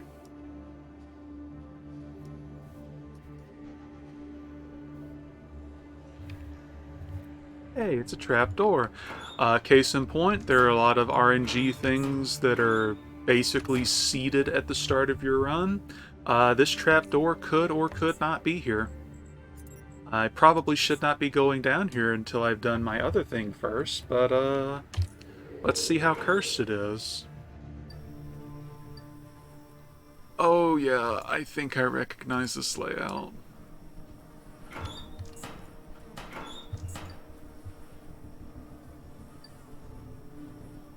Rat hounds, oh jeez.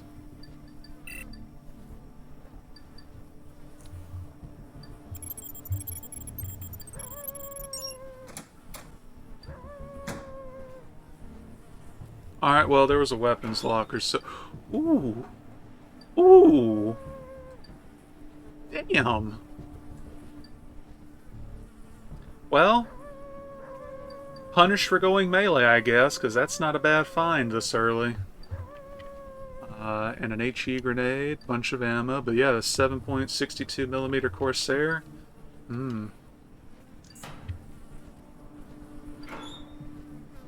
Rat hound leather boots, flash.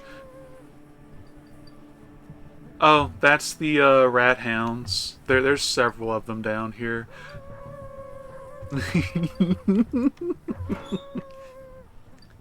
5mm Jaguar LS. Bear trap, bunch of ammo. And if you couldn't hack, this destructible wall will break if you have TNT, which I don't.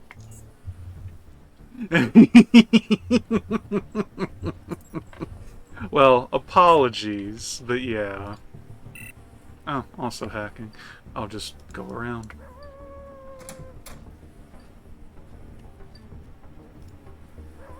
Oh, actually, you know what? We got some grenades. Let's go ahead and equip those real quick.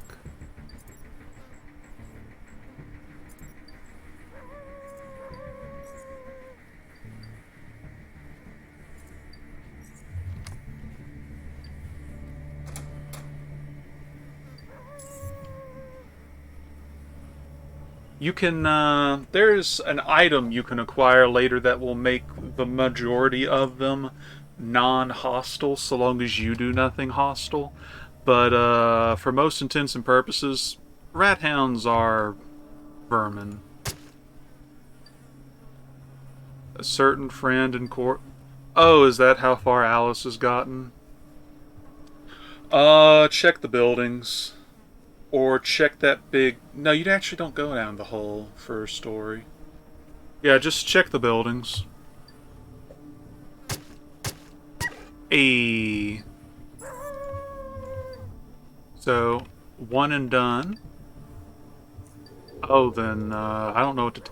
Oh, did you check the bunkers along the way between Dragonhead and the town? Because there are some story cutscenes in those. So good luck. So, one.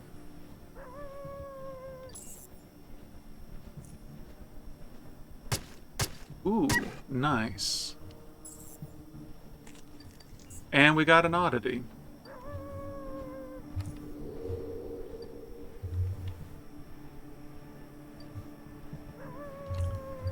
So, there's our first oddity, a fancy rat hound ear.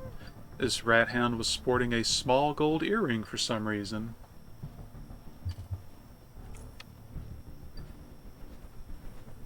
Might not even need the grenades, which, you know, that's, not sure if I feel like dealing with that many. But yeah, case in point, that was a basic, oddity. Yes, well, I wouldn't call it a difficulty, but it is the experience method. You can only get XP from oddities, or some quests will have like a specific amount of oddity experience they give you, so bigger quests. So from that one ear, I got a quarter of a level. Whereas if you were playing on normal, it'd be 75 experience of the 1,000 you would need for leveling. Early game oddity, really quick to level, but once you get all these small odds and ends, it really starts to taper off. Oh. Whoops. I don't know. I didn't play at launch. By the time I got into this, the DLC was already out, so... it might have been... Or it might have been added soon after. Alright, I don't feel like getting attacked by literally all of these, so throw a flare. Give them all phobia.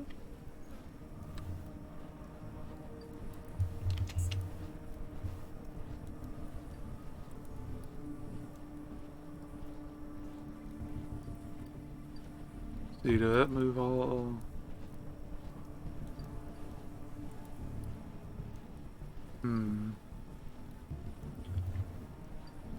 Probably going to regret this, but let's throw a grenade with a 15% chance of hitting the target. Killed myself? Yep, there we go.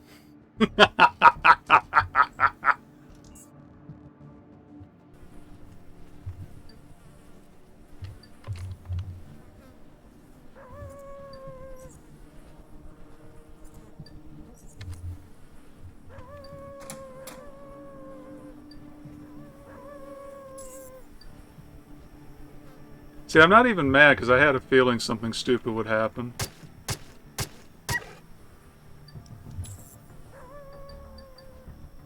By having literally 0 points in it? Yeah, I'm be real with you. Throwing in this game, if you're not dropping it at your feet, be prepared to save scum, because your ass is probably about to go boom, or get lit on fire, or what have you. It gets way better if you actually put points into it, but level 1 is usually the strictest level of the game.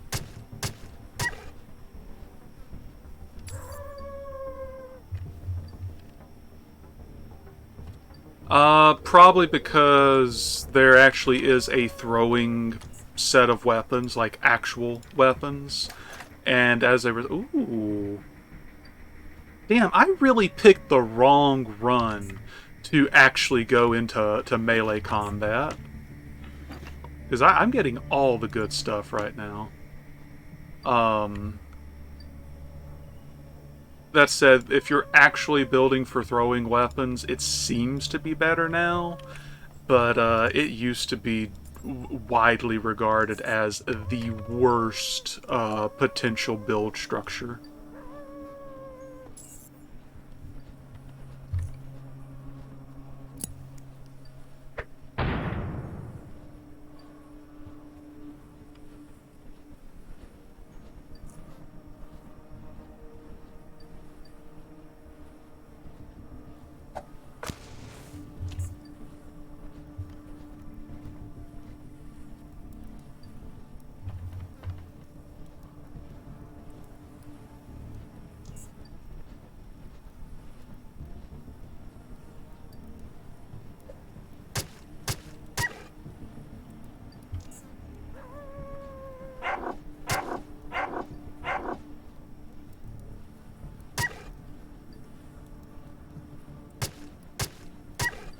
There we go. And another rat hound deer. So we are at 2 experience of 4. Which is pretty good.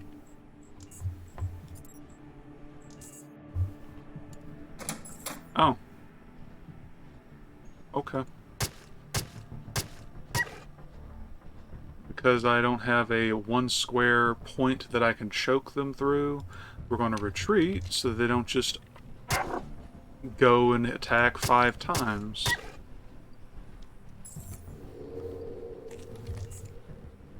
That was some adrenal glands, because you just casually ripped their adrenal glands out of their corpse somehow.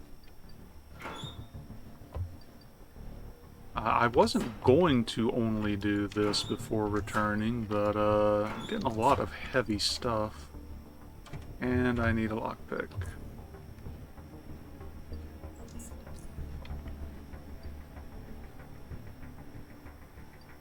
Well, you say that jokingly. You never know what you might find in a rat hound's tummy. Could be a quest item. Could be child. Who knows? So, surprisingly good turnout. Did not expect to find some extremely valuable items in there, but really don't like that I went melee build now, because now if I were to restart and make a gun-focused build, I bet you that stuff would not be there.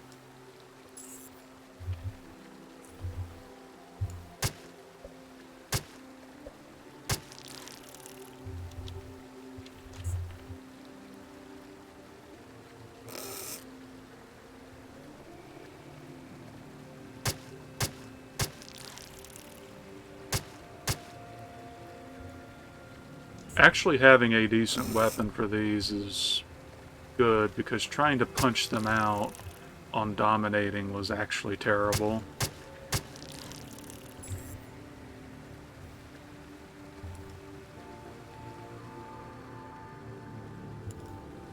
But yeah, these are the lower caverns of the Underrail.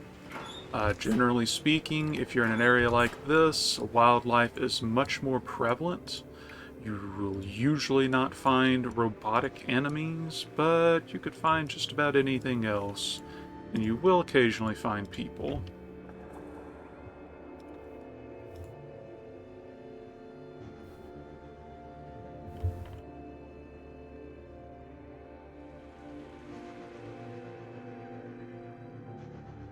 Halt, who goes there? Bacon, the new guy. He nods and takes his finger off the trigger. Yeah, I recognize you now. What are you doing out here? Just exploring a bit. You're headed to Mushroom Cove, be careful, as there are Psy beetles in the cove area.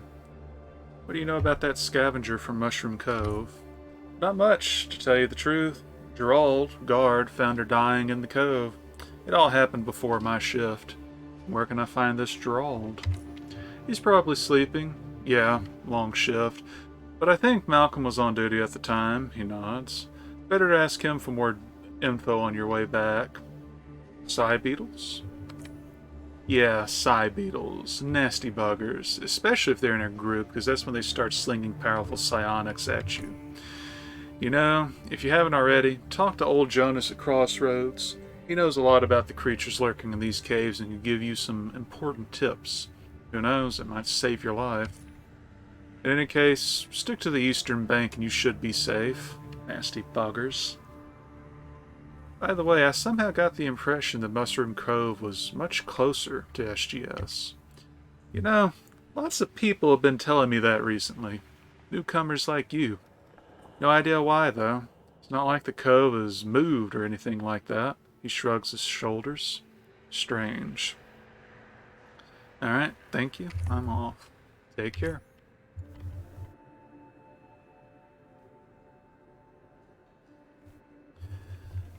And here's a room that the normal player would just zip right through.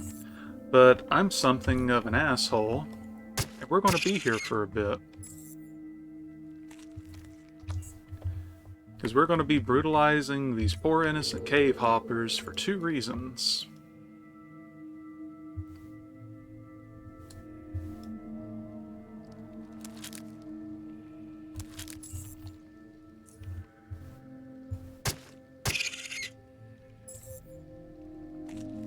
And we got super lucky. One of the 2 reasons is this cave dragon tail. This cave hopper had a bit of dragon DNA, it seems. This is a 2-point oddity, so level up. This actually took a ridiculously long time to farm last night when I was doing the dominating test, so that's a nice bit of fortune. Second reason, we want some of their skin, their leather, because you can do some good things with cave hopper leather.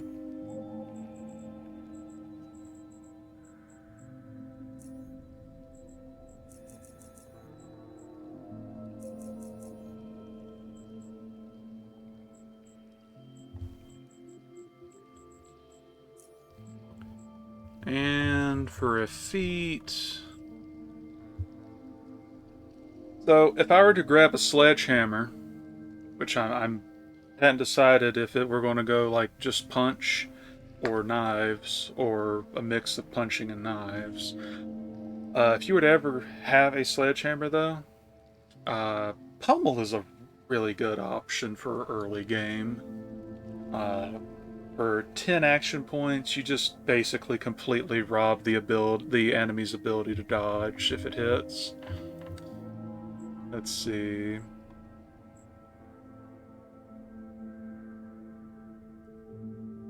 Tranquility is worth getting, but we'll wait until we actually have psi abilities with which to worry about, so not super worried about that at the moment.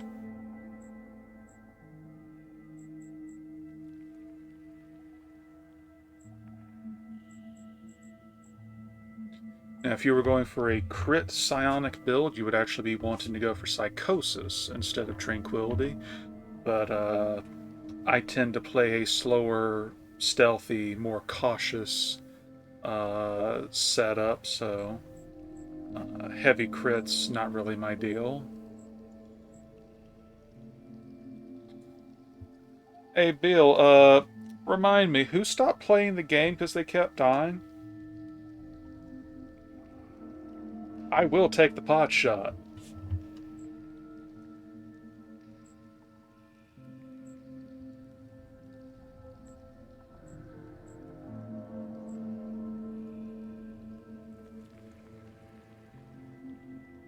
Oh, is that why? I mean, that's fair. You will typically re-roll at least. All right, yeah, no, okay, that's fair.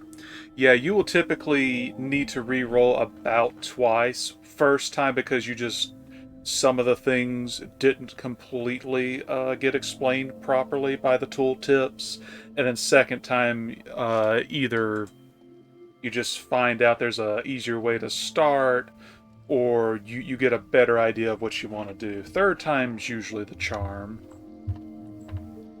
Or you just look at a build on the forums there.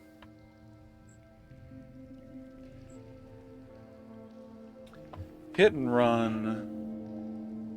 Oh, that's every time. You know what?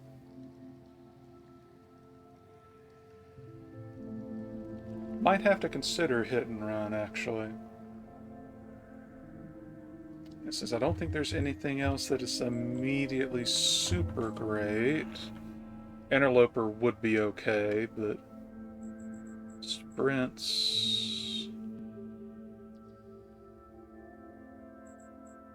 It's not unending, but it will definitely help if there's an enemy that you're also just going to pick off like 2 squares away. That way you don't eat your actual action points. Because hit and run, every time you kill an enemy with your melee or ranged weapon, your movement points are reset to 25 if they're under it.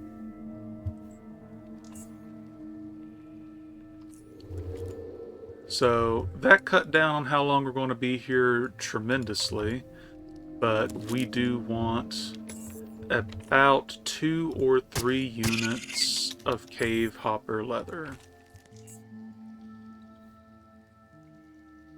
Oh, actually, and since we're here already, I'm going to take care of a future quest while we're at it.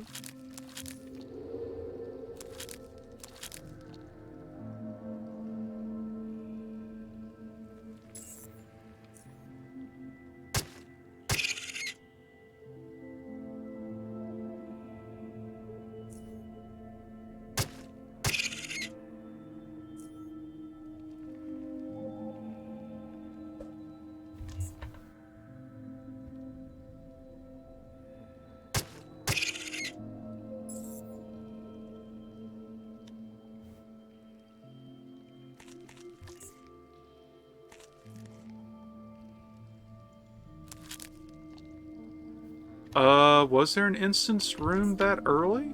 I thought that was after 2.0. But, okay. They're making good progress if they're all the way in Corthus, though.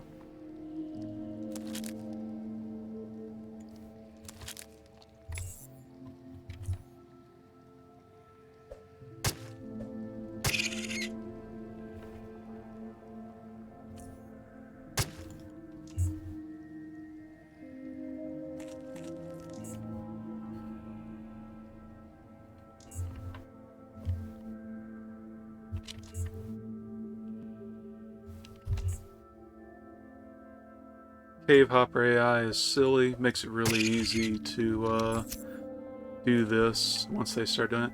Now this is why we're doing this. Cave Hopper leather. And pull up leather armor. Slap that in there. Actually, what does that function with the requirements?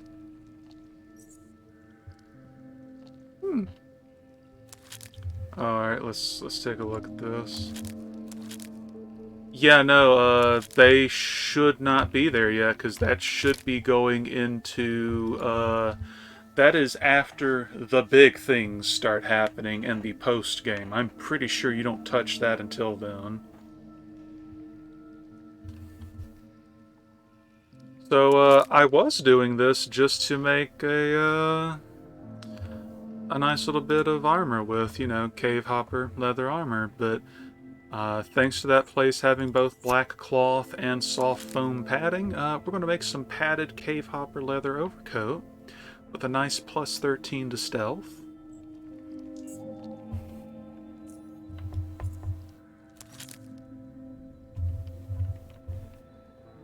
And that will actually carry us until the next major kind of leather. The Aetherite should, yes. Pretty sure Korthus doesn't have one right now.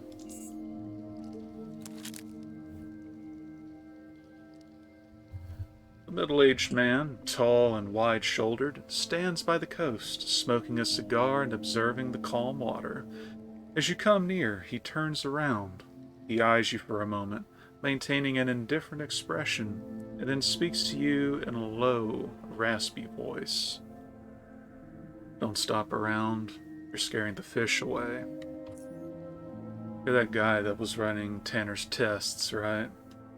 Banner? Bacon, was it? I guess you got admitted.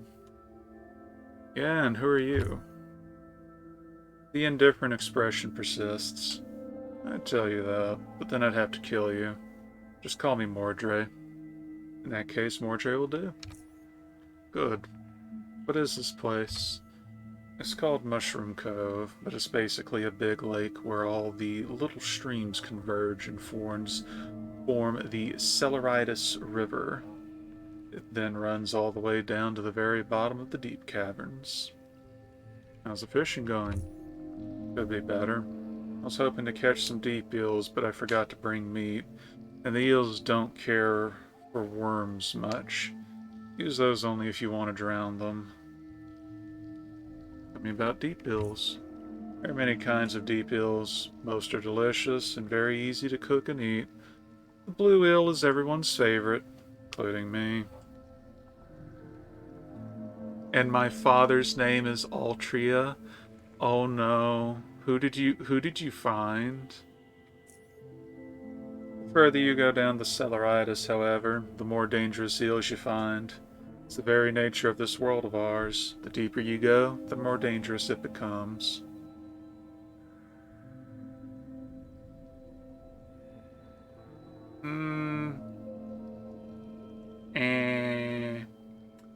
Nah.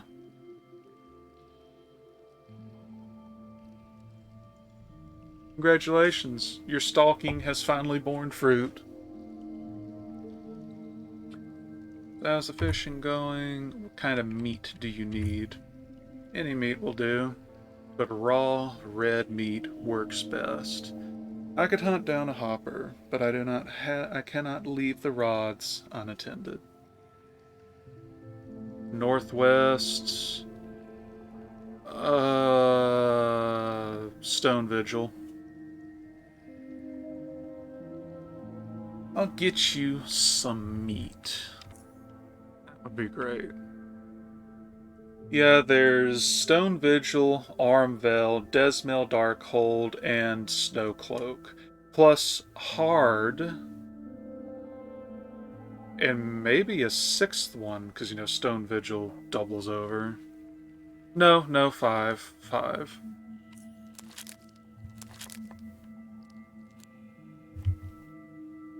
Something you need? Brought you some meat for the eels. Good. Do you want to trade it? What can you offer? How about a health hypo? Sounds fair. I'll take it.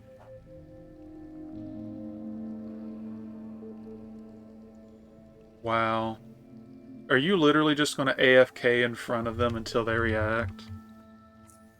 Good. Now to catch some eels. I had more questions, actually.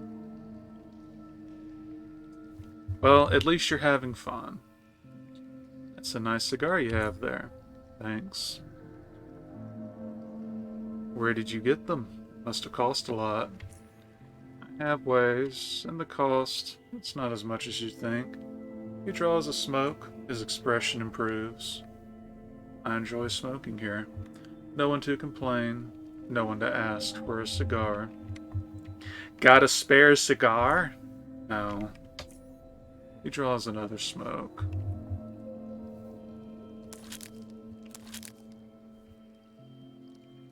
Oh, but yeah, case in point, level 1 was only 4 experience. Level 2 is only 6. So, as long as you are scouring pretty well, you'll level really quick in the early Oddity. So I still want one more good cave hopper leather.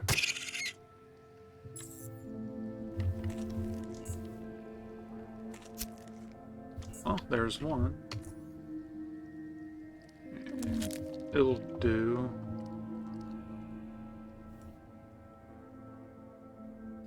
But the biggest item was the Oddity, and we've already gotten 2. Unfortunately, some oddities are capped. Case in point, Cave Dragon Tail. You get 1, you're done. Still can get 1 more fancy Rat Hound ear, however.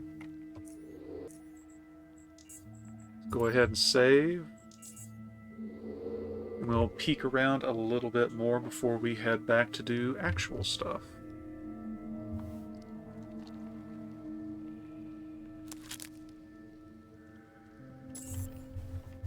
Another azure beetle, or excuse me, Psy beetle, or Azuridae.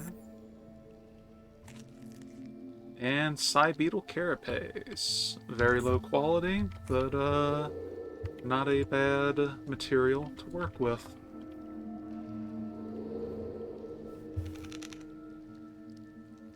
And there's a standard Azuridae, not a baby.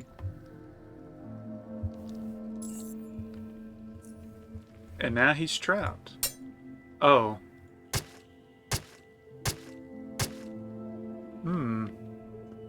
This could get problematic.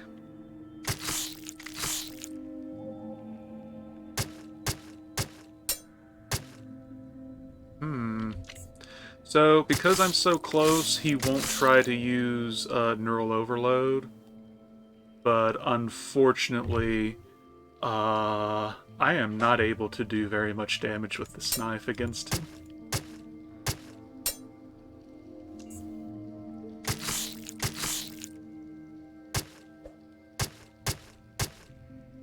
But those lucky crits are coming in real nice. Ooh. Ooh. And another Cybeal carapace, much better quality.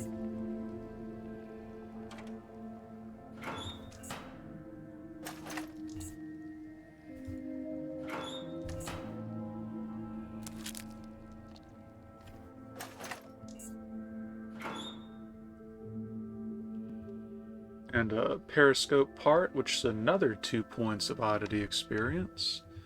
It's a rusty old periscope part. Proof that submarines indeed once sailed and perhaps still sail the waters of Underrail.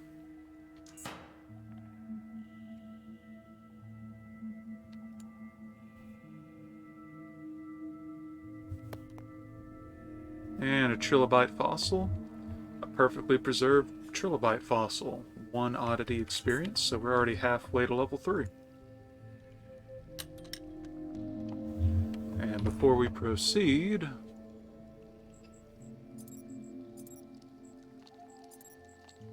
want to heal.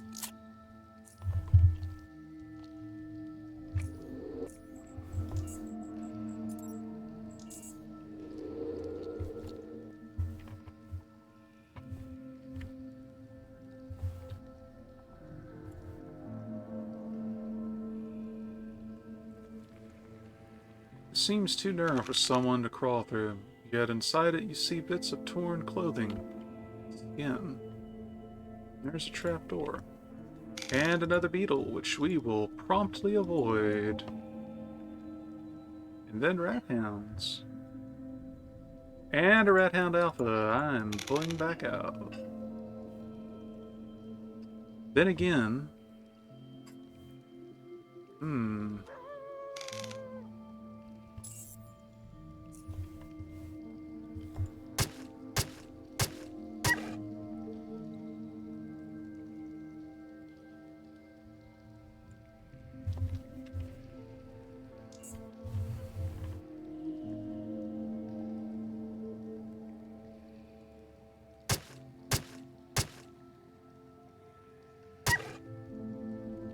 Huzzah!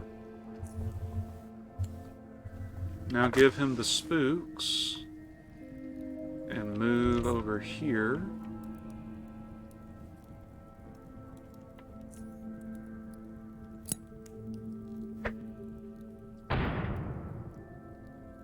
Shredded his help with that frag grenade.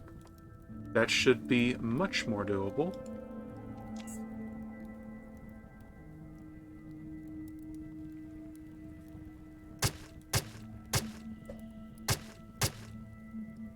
And we've almost killed him. And he almost killed us.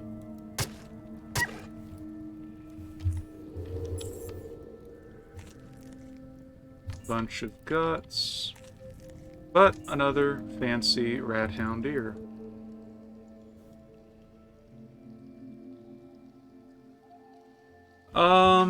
It can help out people who are hunting that B rank, but yeah, it's just a case of people, like, either A, not understanding it's not important, or B, just being considerate for anybody that might be there.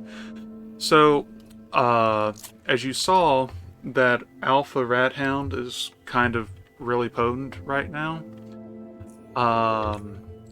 An area that would have only had about 4 rat hounds, right? I went into it on the dominating difficulty and just looked around. More than twice the number of enemies were there, and at least half of them were those. And it was something you had to mandatorily go through not long after the point I was. I was like, no, not doing that.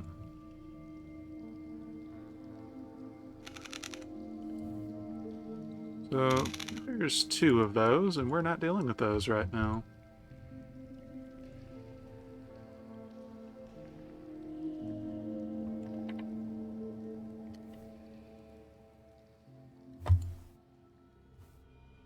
And just like that, we've made it to Junkyard. The man waves you away with his left hand, displaying that 2 of his fingers, his pinky and his ring finger, are not attached anymore. Sorry, Jack. There ain't no room here if you came to fish. What is this place? You haven't been here before, eh? The place is called Junkyard. It ain't your typical station or nothing like that, like Southgate Station or Rail Crossing. Nothing like that. We ain't got no laws, we ain't got no militia, so tread carefully and try not to step on any toes, especially those of black eels or scrappers. Those 2 are the biggest gangs, and between them, they control most of the junkyard. You mess with them, you end up in one of them scrap compactors. Yup. Thanks for the tip. Got any more advice? He shrugs. Let people fish in peace. What are you fishing for? My eels, of course. They are delicious. If I catch more than I need, I can always sell the rest to Kareem's Bar. They got eel sandwiches there, and they make them pretty good. So leave me to my fishing. What happened to your fingers? Ran out of fishing bait. You stare at each other in silence, and he's the first to break it. Nah, scavenging accident. I was at one of them Biocorp facilities when the security bot shot me. Pull off these 2 fingers of mine, but nothing else. Can't say I haven't you. Where did that happen? Was it somewhere close? Nah, that happened somewhere near Core City. A long time ago. Long story. Look, can I fish now? You mentioned Kareem's bar. What can you tell me about it? It's a bar, and the owner's name's Kareem. Yup. Where can I find it? He points toward the entrance to Junkyard. Once you get past the gate, go west. The bar is right behind Johan's scrap pile. Johan's scrap pile? You ask a lot of questions. You'll see for yourself, Jack. I'll be going now. He nods. Yup. Bye.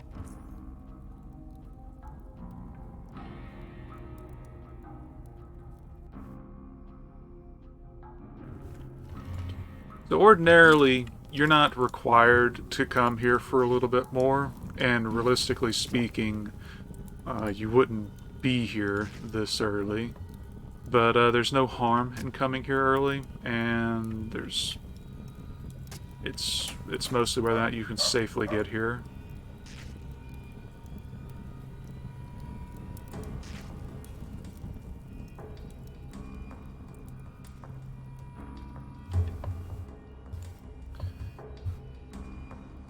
A young woman, thin as a rail, is replanting a prickly plant into a new pot.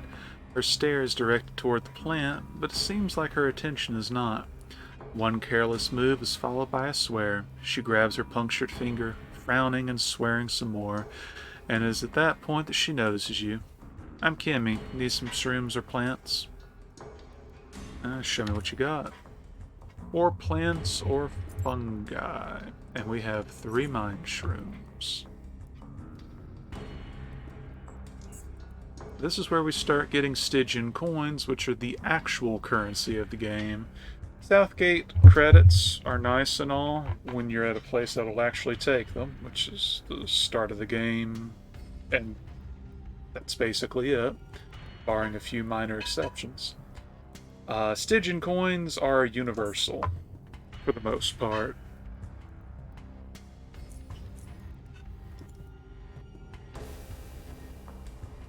Got some nice hunting gear if you want to take a look, stranger. And a bunch of other random stuff that I scavenged. Scavenged. He wants traps, melee weapons, bag of caltrops, and regular bolts.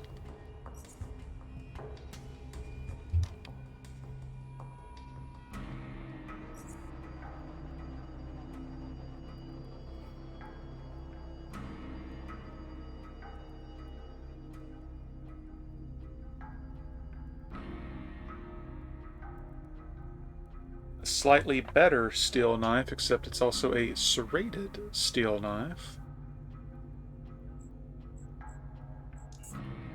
I'd consider it if I had more wiggle room on the finances.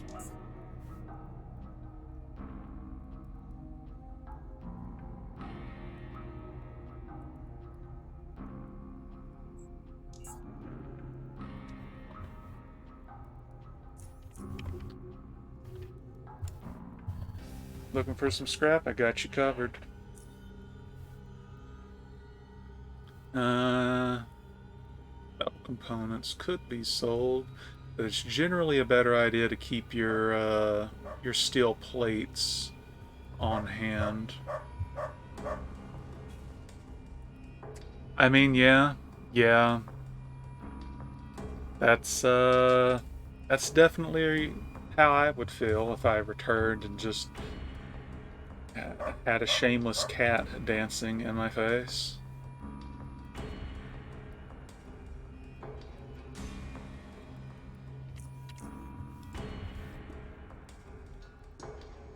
Merchants here only accept Stygian coins. How can I get some of those? You can buy Sharons from Colton and with other currencies, if that's what you're looking to do. What's there to hunt in the nearby caves? Rat hounds and hoppers, mostly. Them beetles too, but they taste horrible. I was really hungry once and had to eat a bit of it. The only part you can actually eat is the brain. First, when you take a bite, it ain't so bad, but then, as soon as you catch one of them thin blue veins, or they burst and spill out. Ugh, so bitter. I could taste it in my mouth for weeks. kind of mushrooms and plants do you sell here? Vine shrooms, lake shrooms, and lake poppies, that sort of thing. What about these things? The prickly ones. Cacti?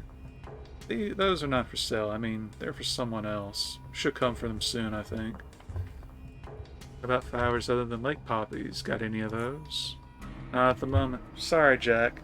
You know it's rare stuff. Besides, there ain't much demand for decorative stuff around here, except maybe the Union Embassy. What can you tell me about the embassy? Ask someone else about that or go north and see for yourself. Now, buying something or not?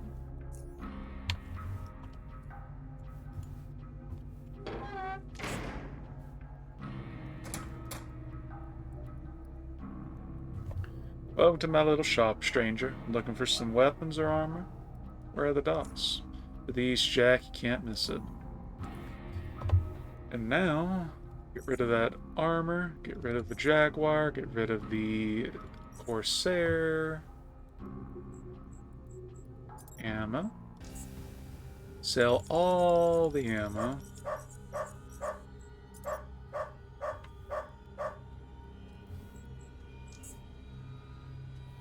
And completely clear out his Stygian coins with some room to spare. So,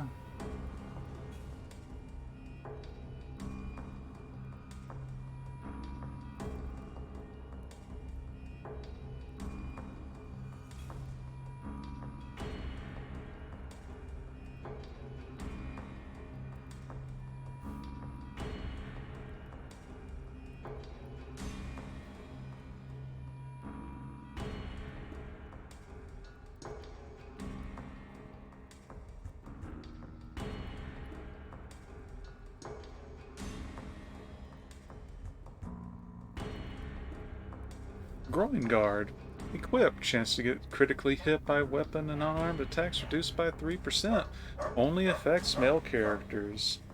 Equip. Immune to Dirty Kick, extra stun duration.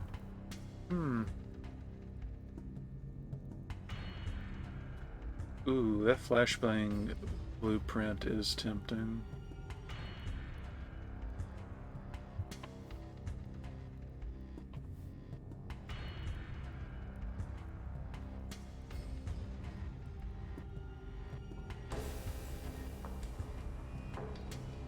We'll take some of the ammo back since that's a more universal thing you can sell and trade. So there we go. Cleared out his Stygian coins, basically.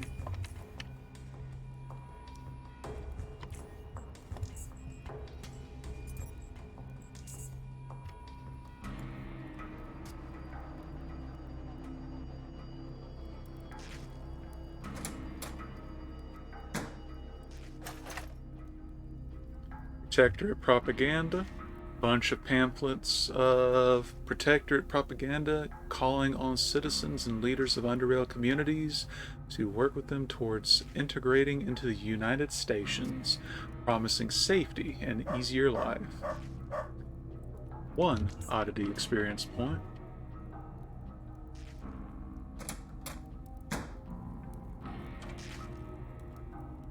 Still need to get my hands on some lockpicks.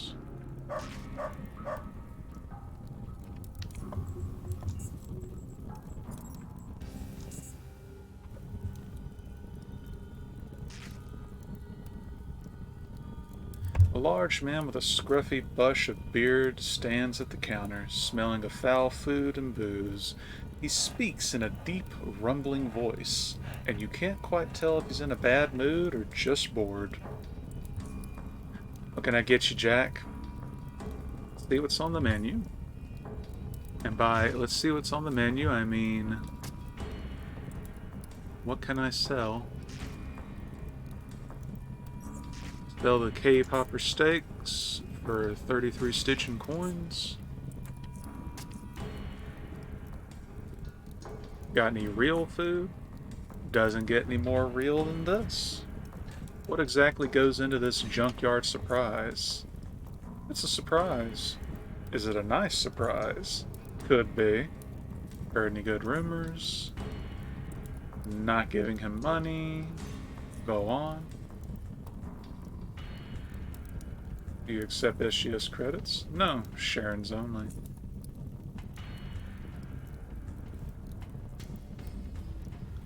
You can tell me a bit about Junkyard? Ah, okay, so maybe not. Suddenly? Actually, what's the old junk? Okay. Suddenly I'm not hungry anymore. You'll be back.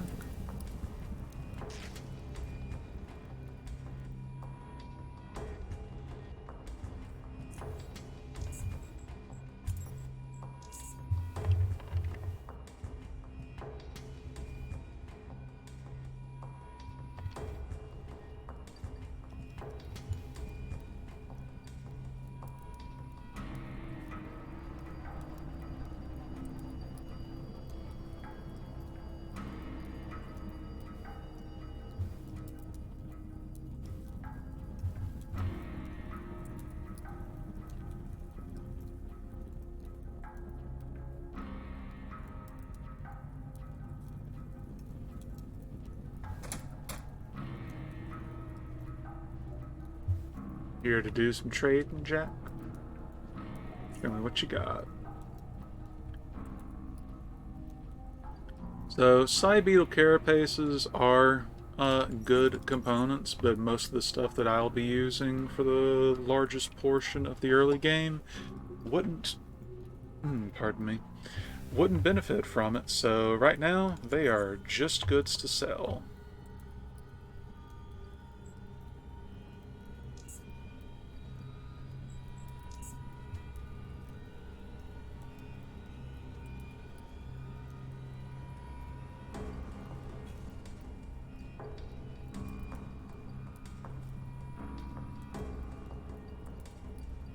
Mostly to save on time, since I'm already here.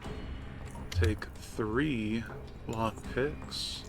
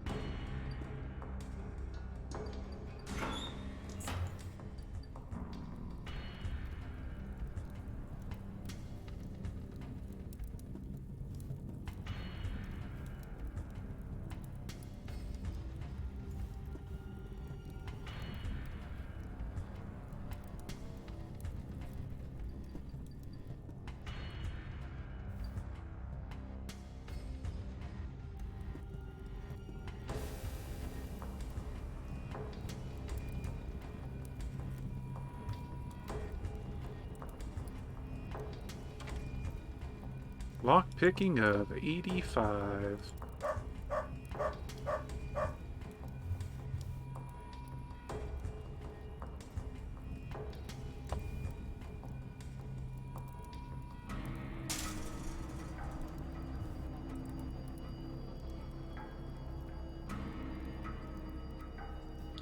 You come up to an old fisherman wearing an old jacket and rubber boots. This simply clothed man watches his rod with great focus and pays no attention to you. Hi there.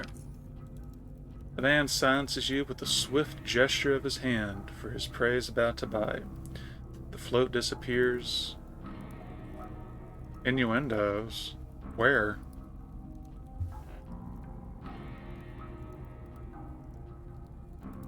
Where his prey is about to bite. It's a fishing rod! What? Bill, I'm sorry, but I think you have needs that can't be satisfied with this stream. I didn't say skimpy clothes, and it's literally a fishing rod.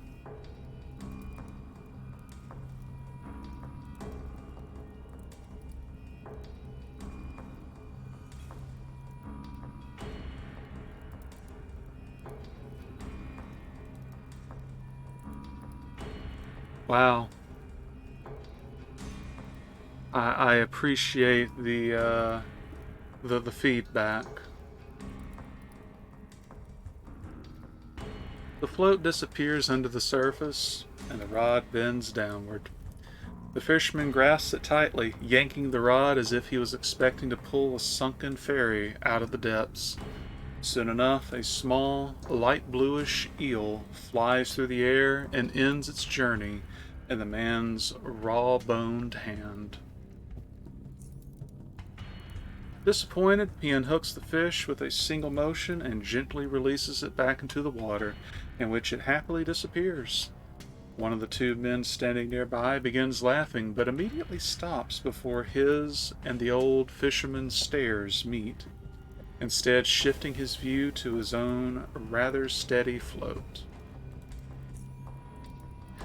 The old geezer then resets the rod, and his few steps back and forth reveal a limp in his left leg. Then he turns to you. "Who the hell are you?" "Hi there. Could I ask a few questions?" He turns the left side of his head towards you and leans closer, mouth wide open. "Didn't catch that. Could you speak up?" "I said, hi there. Could I ask you a couple of questions?" "What the hell, son? You didn't have to wreck me ears." "What questions?" "About you." "I don't know you. Unless you a lost son of mine, I ain't. Well, if you were, I especially wouldn't want to talk to you. Are you a spawn of me own?" "No." "Oh, great. I hate kids." "How about junkyard, then?" "Boy knows someone else with that. I ain't a junkyard guide. Besides, you wouldn't want to ask the wrong people some of the questions you might have in the bag, son." "How about fishing, then?" He takes a look at his motionless float. "The water ain't good right now. I suppose I could spare a few moments." "Very good. I'm Bacon, by the way." "Geezer Ford. That's what the folks around here call me. But for you, I'm Mr. Ford." "Got it, Mr. Ford." "Yeah, go ahead now. Ask your questions." "Where'd you get that limp?" "That ain't fishing related." "It is if you got it while you were fishing." He pauses. "Ah, gotcha. But it ain't due to no fishing. My one leg is shorter. I was born that way." "There you go, son. You got that one." "So how's the water here? In general, I mean." "Well, it might seem stupid to someone looking from afar. Like, what in hell's goddamn railroad are those slackers doing by that muddy puddle? But listen, there's an underwater tunnel connecting to a whole system of caves which are full of meals." He looks toward the tent and points toward the man standing by the barrel. "See that ugly yo-yo over there? His name's Hopper Jim, Quaker at heart. Centipedes, spiders, all kind of bugs scare the living ooze out of him. But man, can he fish like the spawn of a siphoner. He caught 50-kilo eel right here. Go on. Now, it wasn't a regular old blue eel. It was a red behemoth with a yellow stripe on its side. I'd never seen anything like it before. Now that's a catch. And I, being the best fisherman in the whole Underrail. South Underrail, definitely. Ain't gonna let someone like Hopper Jim outdo me." "What happened to the red eel?" He leans forward, mouth open. "I said..." He leans forward, mouth open. "What you say?" "I said, what happened to the red eel Hopper Jim caught?" "He sold it to one of them northerner wimps, up United Stations feller. He weighed less than that eel," he laughs. "Don't know how much he got for it. The bastard wouldn't tell." "I think it'd be hanging on some wall now, as far as I heard." "Did Hopper Jim beat some kind of record of yours by catching that red eel?" "Ain't about the weight, if that's what you're thinking. It's about the principle. I've caught bigger fish, 60, 70 kilos, no problem.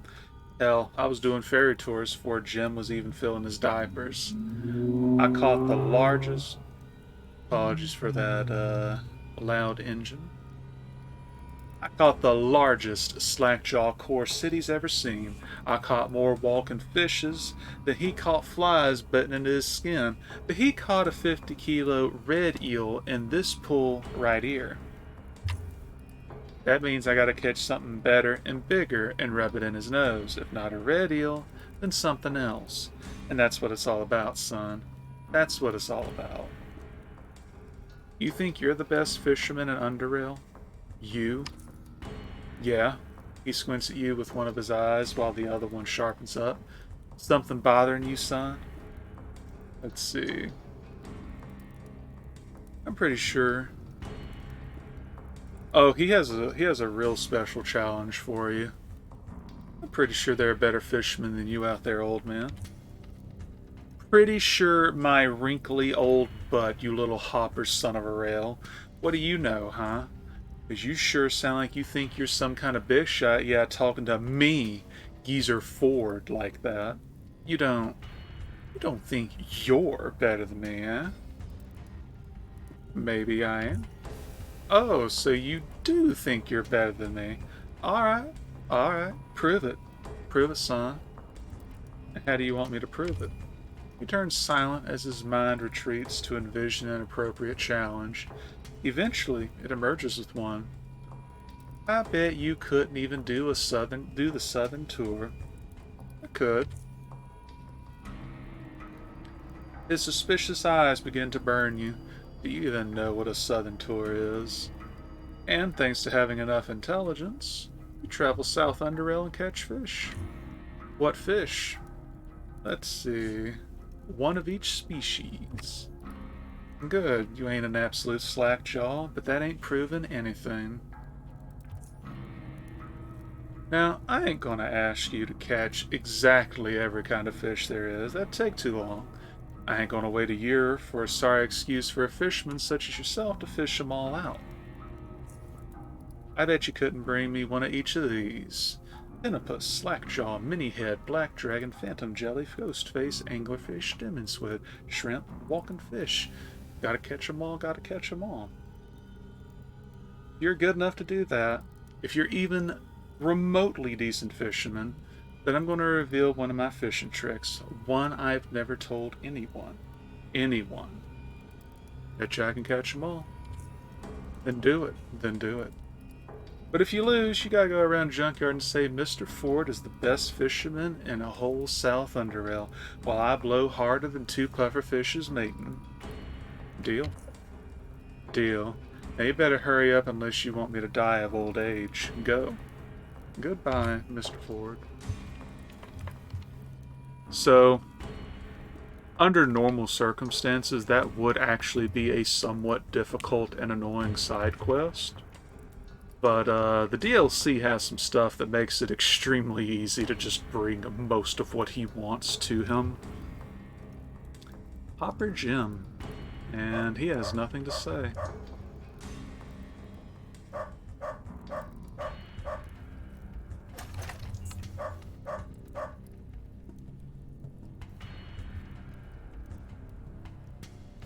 The doctor's suit is covered with dried blood and other foul stains, its smell matching its appearance. As you come near, he slowly turns to you, inspecting your body for wounds with wild eyes which seem as if they are about to pop out of their sockets. Contrary to his stare, his voice is slow and steady. Feeling pain? I can fix you. What's behind the fence? United Stations Embassy. Hence all the folks in front of it. What's the deal with the people outside the embassy? United Stations are helping the junkyarders in need. They're giving out food and clothes. Food. It certainly bought their affection. Quite cheap, though. But them folks got next to nothing, so it makes sense. You don't like United Stations? Never said that. I also benefit from their generosity. But what I said is true. Them guys ain't stupid. They ain't. Huh? Can I ask you a few questions about Junkyard? No. Why not? I know where it's headed. And let's see. All those organs from those rat hounds are going to go here.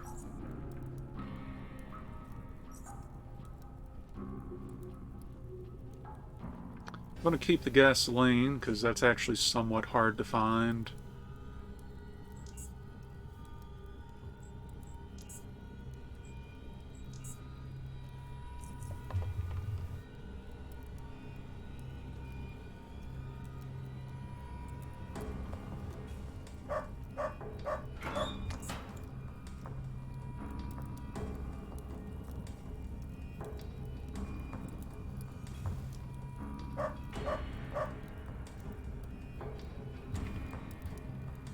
You see an elderly, dried-up man eating some raw mushrooms, taking them one by one from his palm until it is completely empty of everything but a thick layer of hardened skin.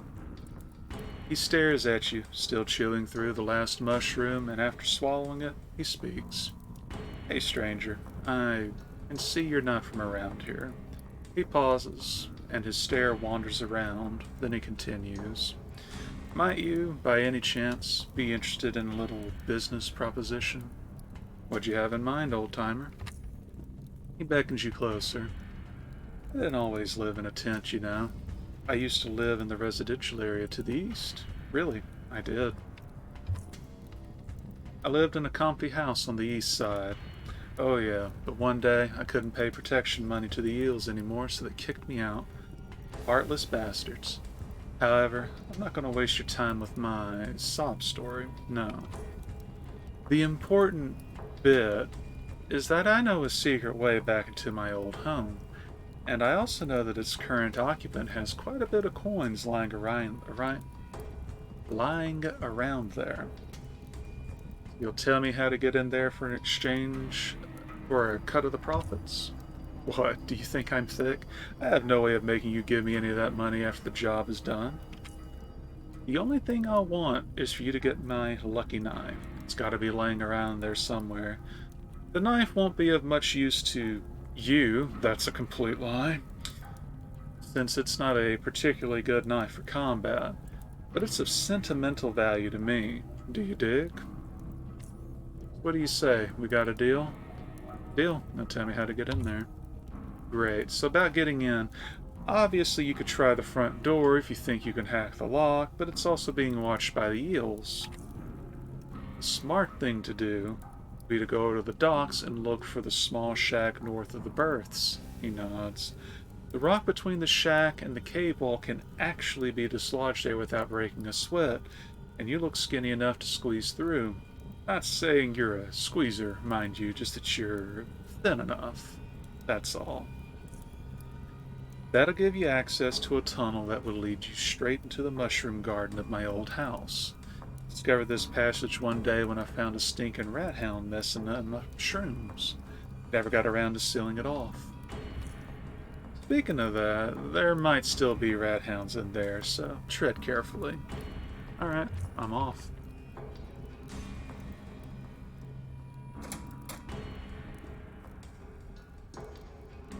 A young, slender, tall redhead stands before you. She addresses you with a rather thick accent. I see you ain't from around here, Slick. I'm Catherine, and I run this little shop. You're looking for some electronics, maybe? How come your store's here in the slums? This is the only building I can get my hands on. And it ain't that bad, Slick. Seriously. There ain't any comfortable place to live in Junkyard unless you're one of the wealthier merchants with a place in the residential district, or a high-ranking gangster. So how's life in the slums? For me, it's alright. I make enough coin from trading with the local customers and folks from the outside. Yeah, it's alright. But for those poor saps out there, it must be terrible. They're surrounded by heavily armed men on all sides. They can do little to protect themselves. I mean, it's bad enough they gotta keep an eye out for their neighbors that might knife them in their sleep for a piece of cave hopper meat, or an eel, or some petty coin, or just 'cause they're derailed. But gangsters and thugs also sweep in from time to time to take whatever they fancy. The Protectorate promises to bring the Union laws and protection, but so far nothing has changed. Nothing. Lots of hobos just take to the caves instead, spelunking around, and maybe they right in doing so. Heck, They might not find more safety, but at least there's more food to be found out there. So let's see.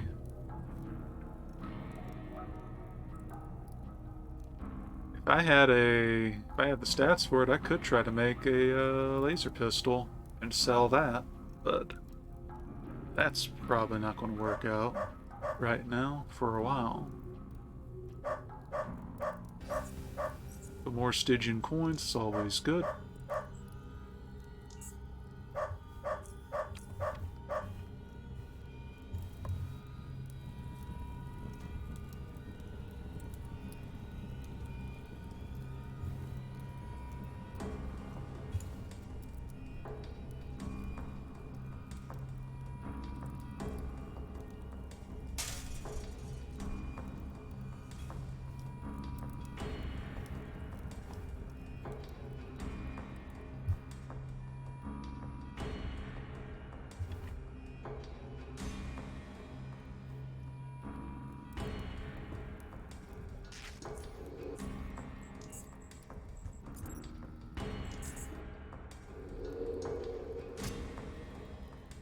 Just gonna wait for the guard to go over there. Shouldn't matter. And level 3.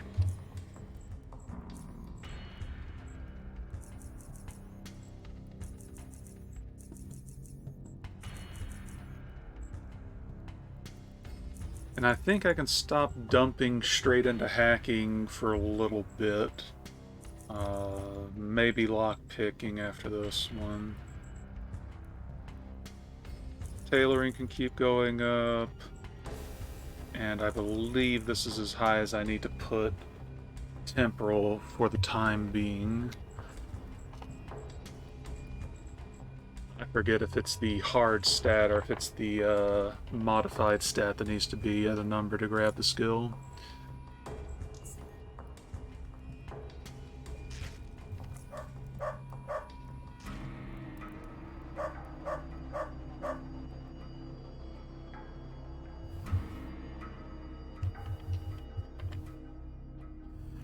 Now, I don't think we can finish Colmare's thing right now, largely because I'm pretty sure the house's inhabitant will kick my ass.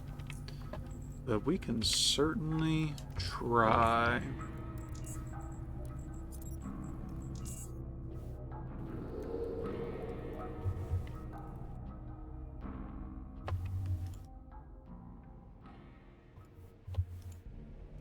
Two Rat Hound Alphas?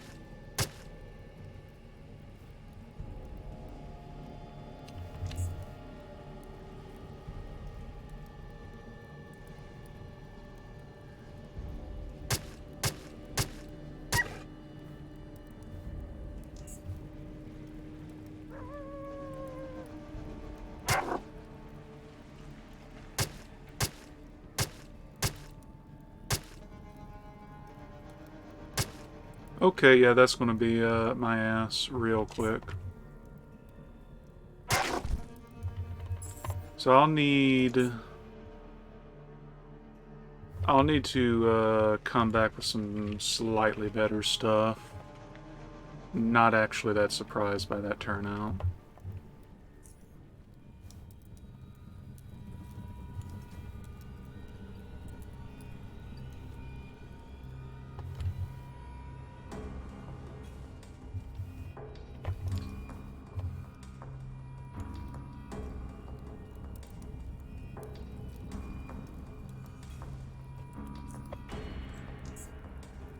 But that about wraps up our first visit to a good old junkyard.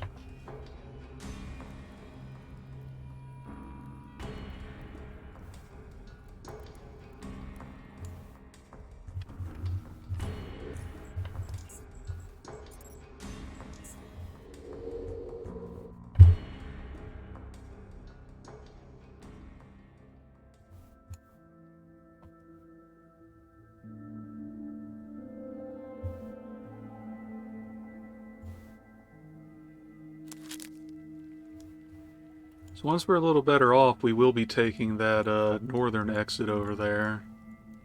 That's where the good leather for the vast majority of the game can be acquired. Another trilobite fossil. Speaking of, need 7 more points to go up to level 4.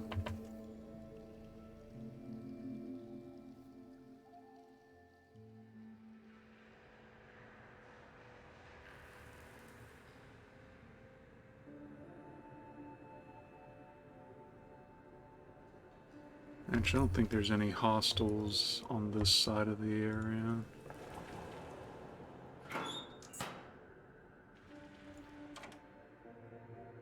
Not picking that right now.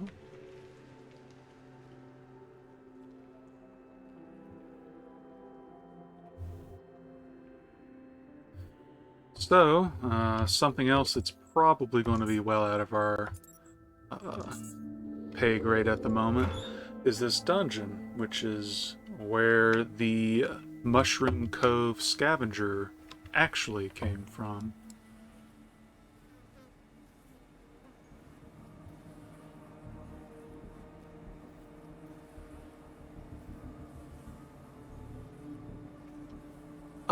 Yeah, with health like that, that is 100% outside of my pay grade.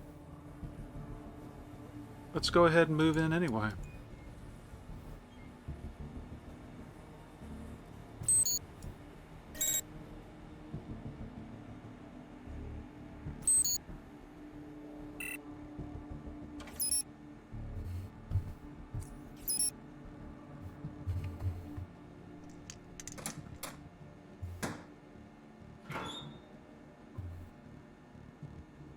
And now I get a serrated steel knife, which isn't as good as the other stuff, but... Oh, did Shotgun Burst get buffed? Anyway, yeah, seriously, this should have been a gun run. All the guns. Galvanic overcoat.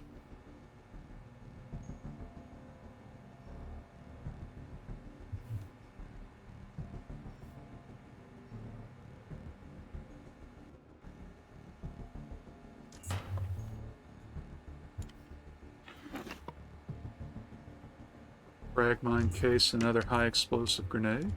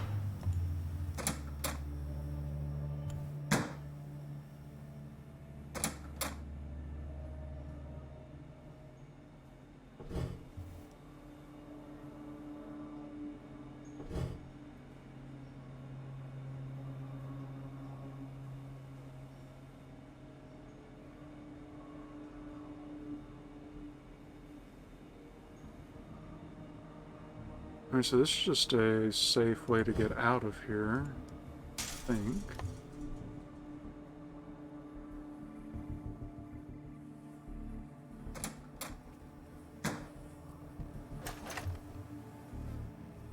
Sharpening stone.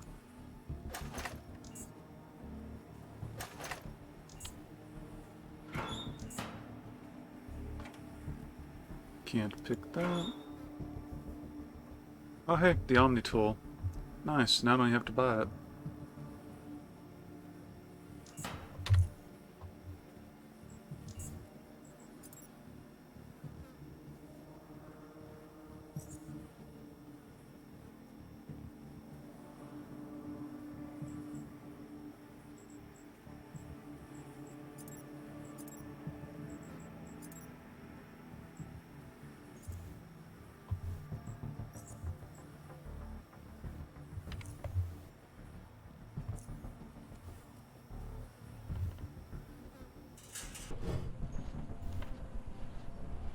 I think that is refrigerated air.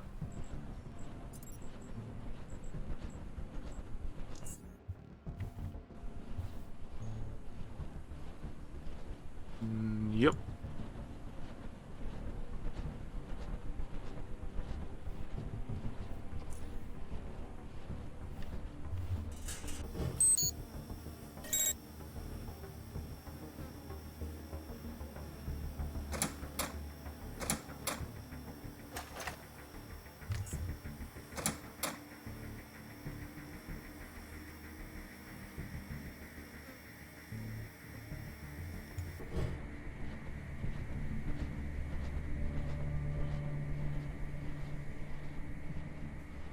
Oh, jeez.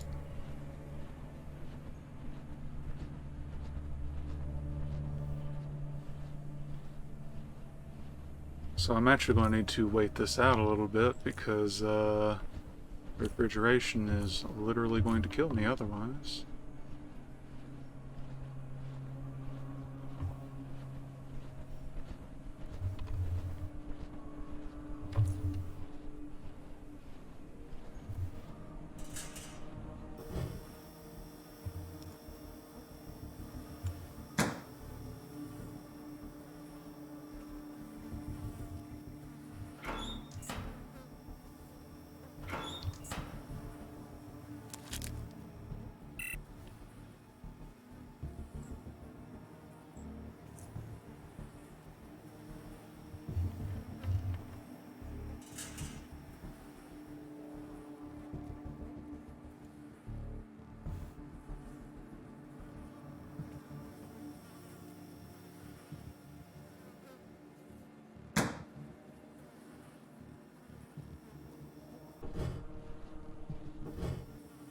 And that was a trout.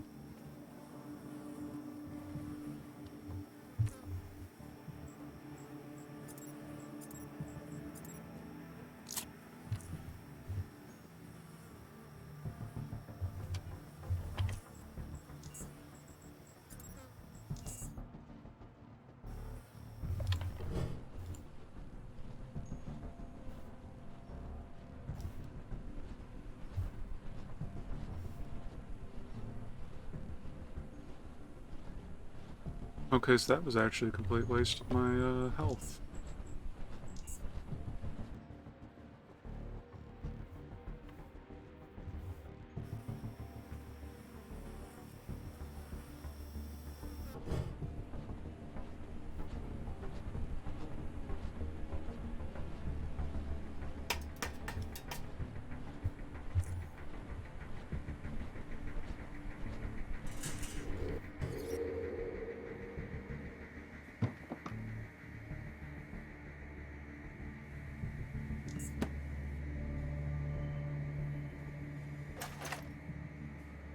Lots of real nice stuff all stashed away, but there is no way I am going to be able to safely engage with that many humanoid targets. Encyclopedia fragment. It's hard to make out the faded out pictures and dirt-stained text. Mixed with the things you recognize are also alien-looking landscapes and weird, often immense creatures. For the first of 8 oddity points.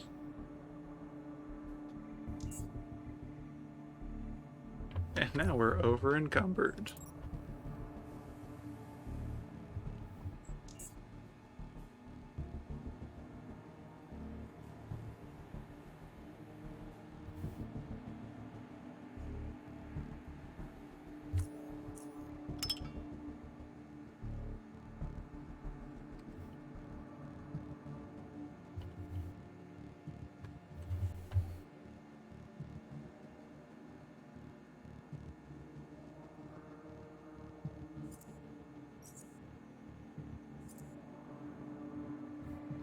And now we're not.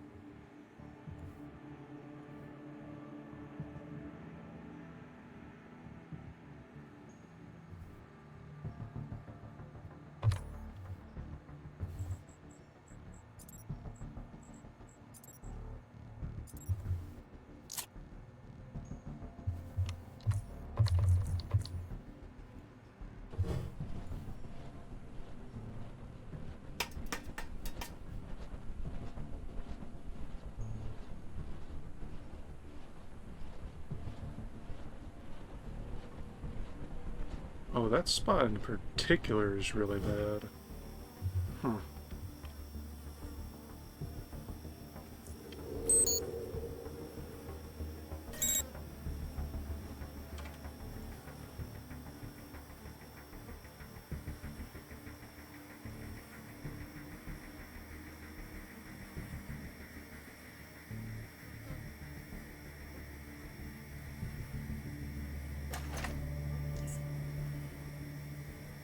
Oh, power box.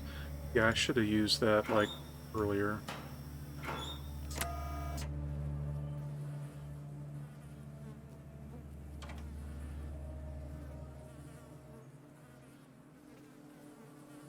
Which means the vent shaft should be... It is not safe, never mind.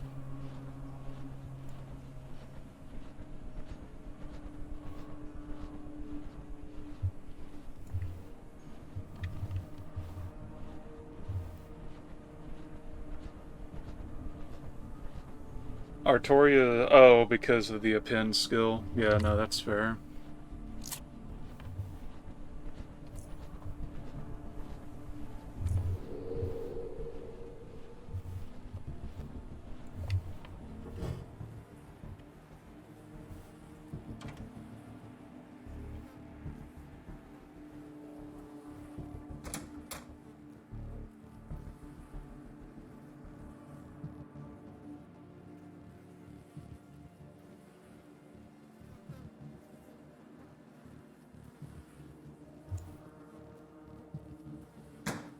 Ooh.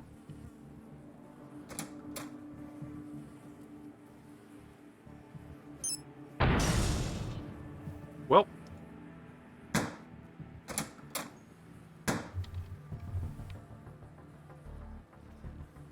Oh, well, yeah, Buster Brave Chain from them probably would do it, yeah.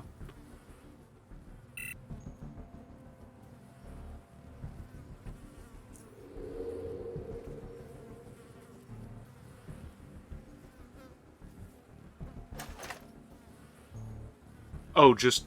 Okay, well then. Take the key. Take that. Take those.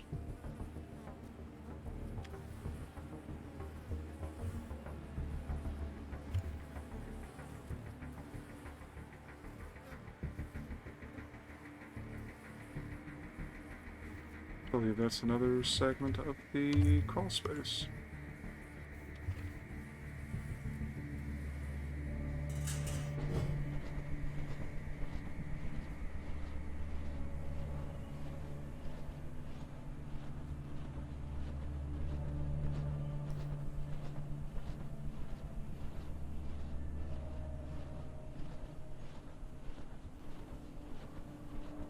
I mean, it's their fault for being on the node. Ooh.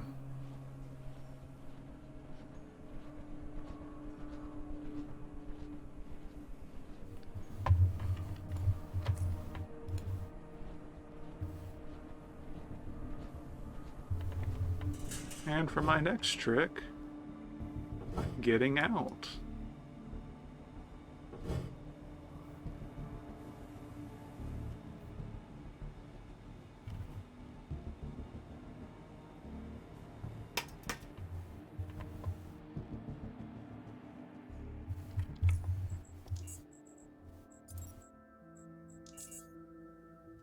Now I'll go back in.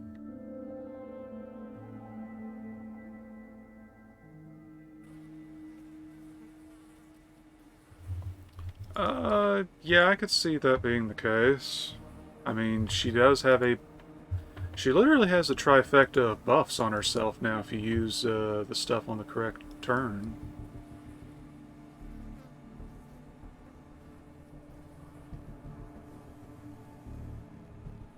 Could you not walk in this? Okay, well, this is probably terrible for my continued existence.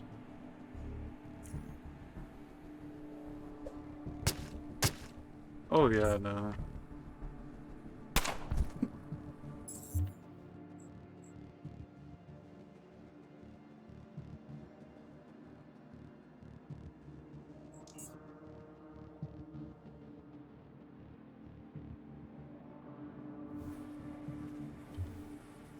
No, not Mortis. Wrong game. Same spirit, though.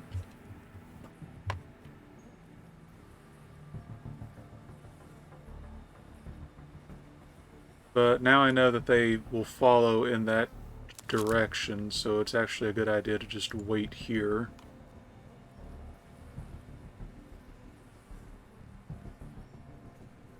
Oh, okay.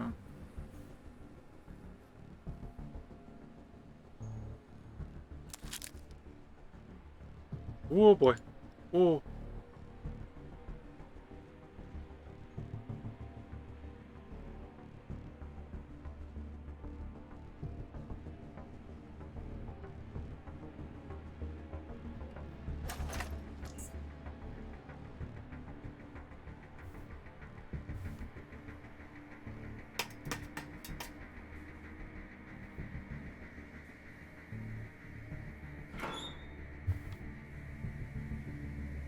Okay. Some more loot.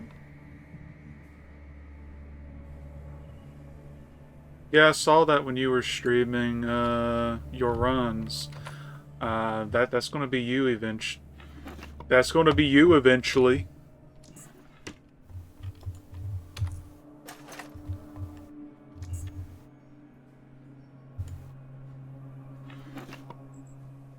Old data medium. It's a very old type of data medium. You can only wonder what's on it since you have no way to read it. And it's a floppy disk.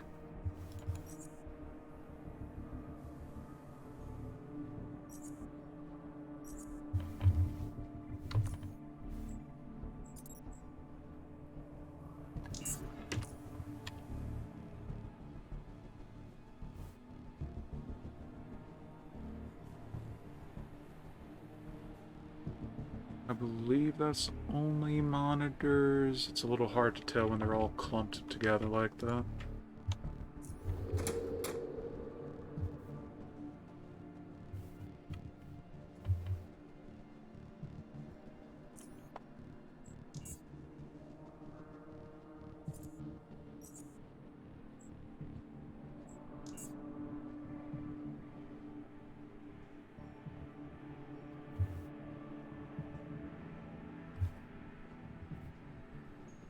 I am over by 7.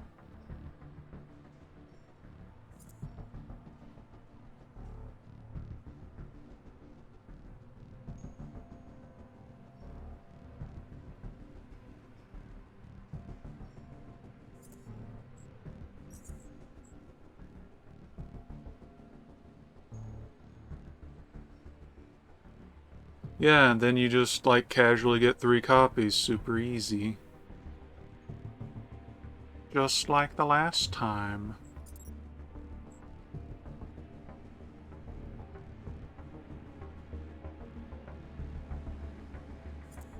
Crowbar can go.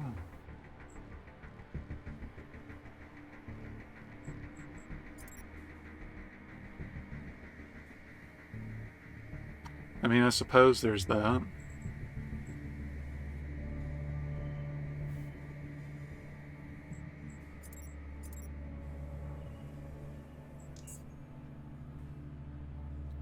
That would be the reason I'm so over encumbered. I never did get rid of those.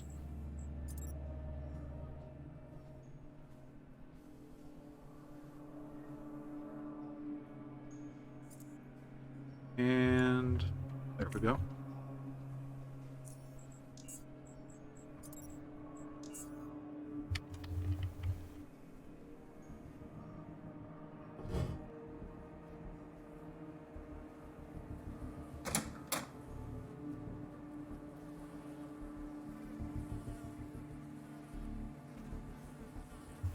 Alright, I still need to get the extensions for those things. One day.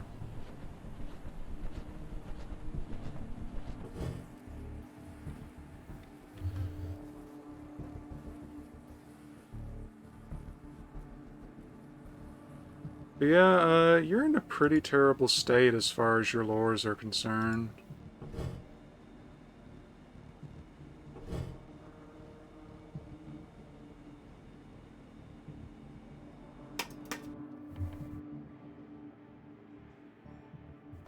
So there's still more to do there, but can't do it with I mean, you got 2 5-stars that'll be eating them up real soon. We will be back there eventually, but I am entirely too low leveled for that area. Especially if all I'm using is a knife and my hands.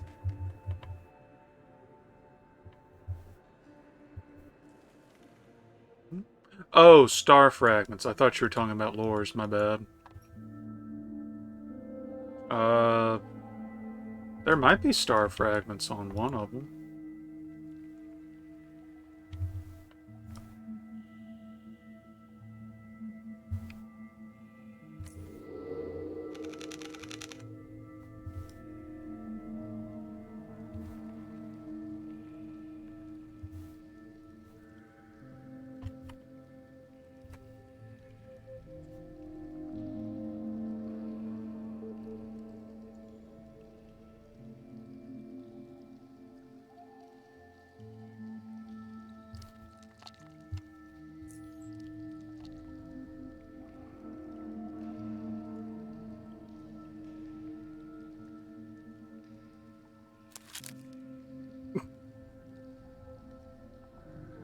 Oh yeah, you need more arrowheads and eggs.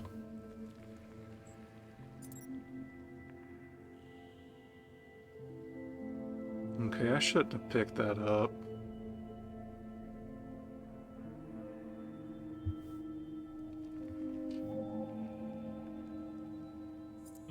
There we go.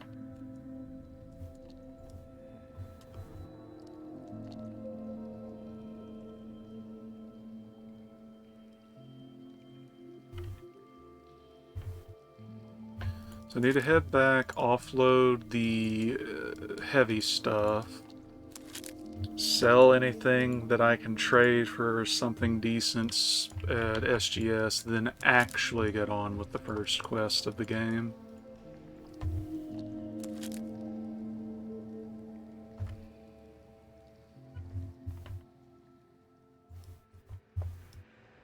Yeah, how are you doing on steaks, by the way? Did you ever recover from Ereshkigal?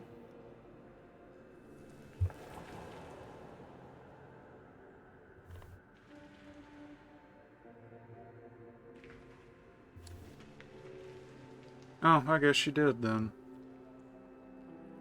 You should be fine, other than maybe eggs if you haven't bothered collecting any. But Nerofest has like 15.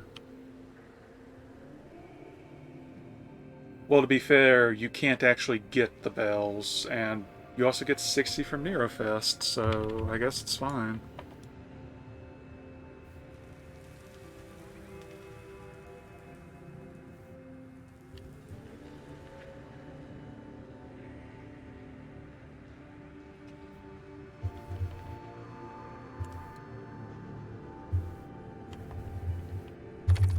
Right, now that I'm not in the freezer, I can literally just turn the speed back up.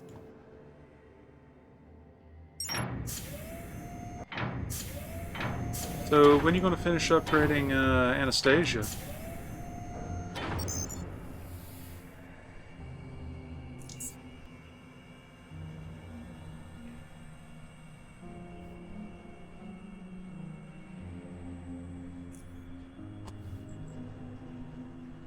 Wow.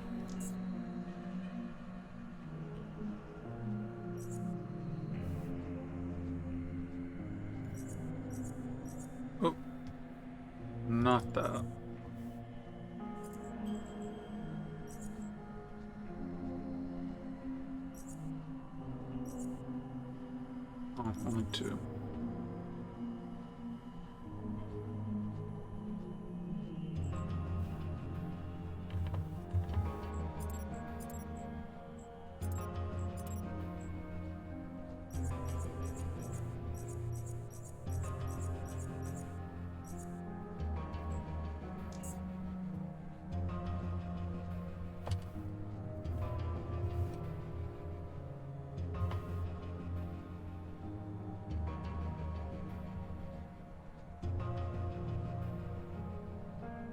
So, I don't have a big reason to get the gas mask right now, but I can think of a few occasions where it would be handy to have that might randomly pop up sooner rather than later.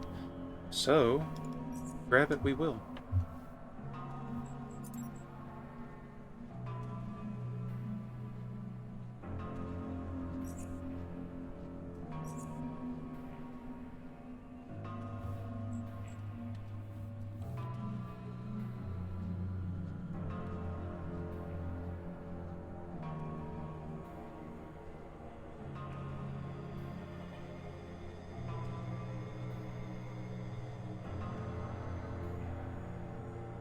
Grab the frag grenades.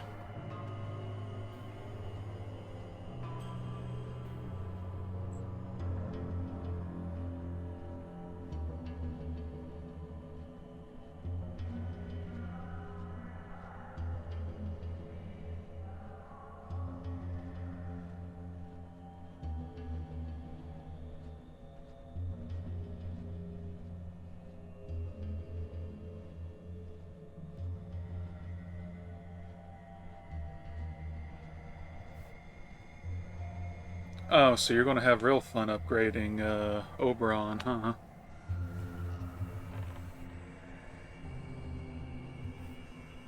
Hmm.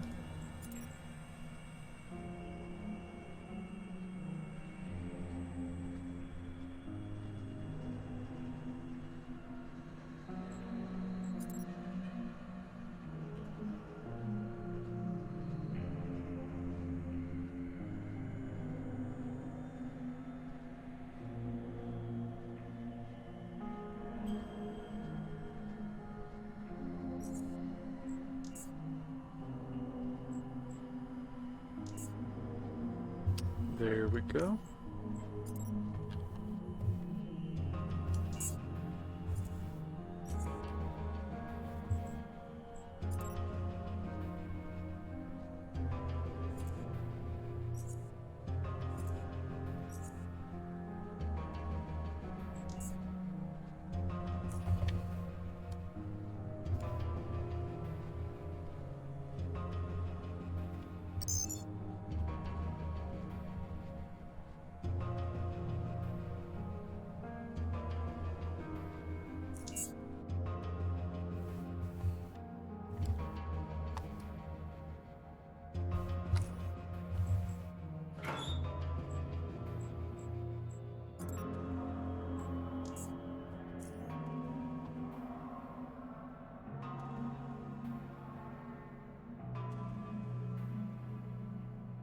Yeah, that sounds about right.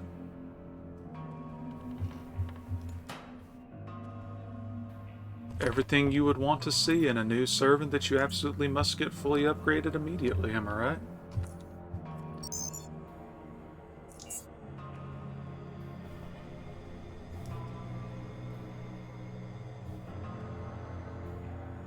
Let's see.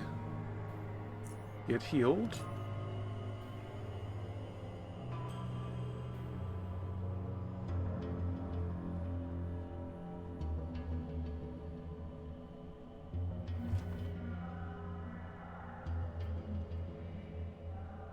And you'll get to work on the bells soon. And I need healing items.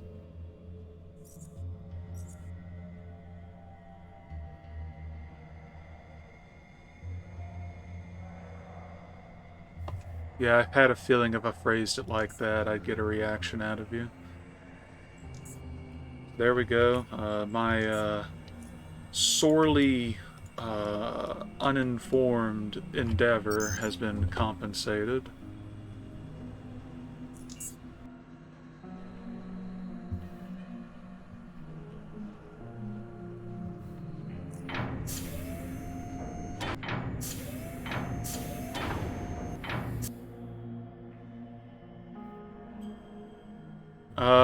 Whatever Melusine needs, you better be ready to pay.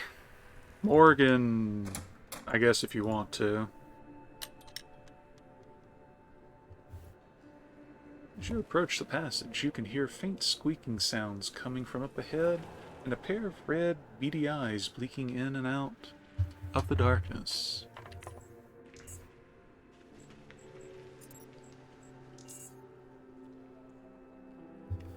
They might be. Especially since they come out in part 2.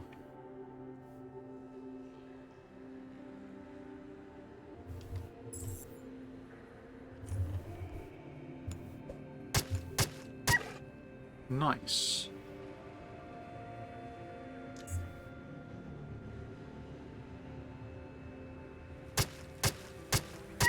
Nice. Yeah, I'm not seeing anything terrible. What's the next one? What's the next item? Yep, there you go. That's a new character for you.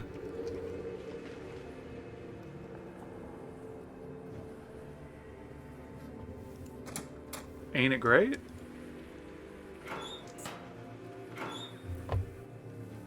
Order guard ordered. Probably. But if you've been... I don't know if you can farm that on part 1, so... it's going to be something you'd have to farm in part 2 or 3, probably. These old blood-stained orders were issued by the Omega Central Command to their border guards. The orders state that the guards are to shoot anyone they perceive as SGS members on sight. Also, 1,000 Sharon's bounty is placed on one called Gorski. That's another Oddity experience point. Bringing me up to 4 out of 8 for level 4.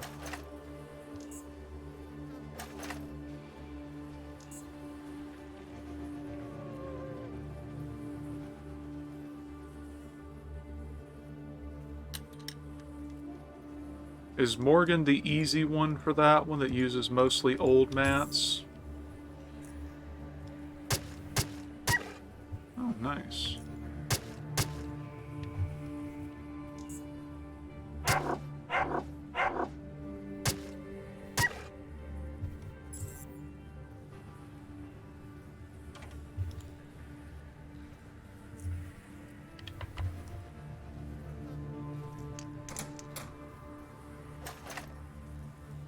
Scales, fruit.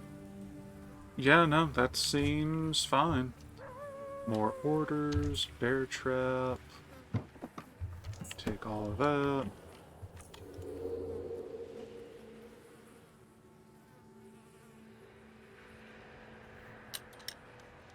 She would have been a caster if she wasn't a berserker, but...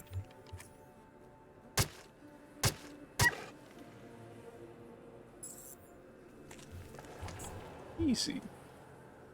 Of course I am level 3, so...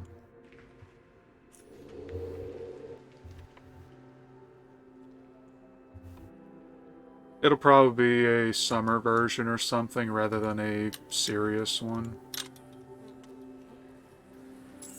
But are you implying a berserker can't also be a caster? That their berserk self, or with their madness enhancement, can't do all the magical chicanery that Morgan Le Fay should be able to do? And third border guard orders.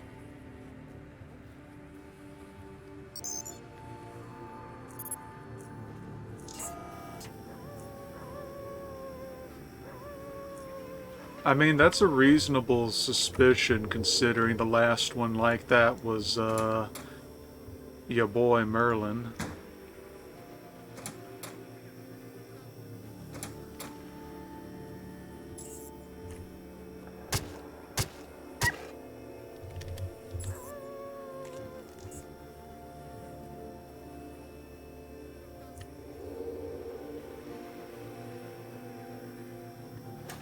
Yeah, you like those barking rat hounds, don't you?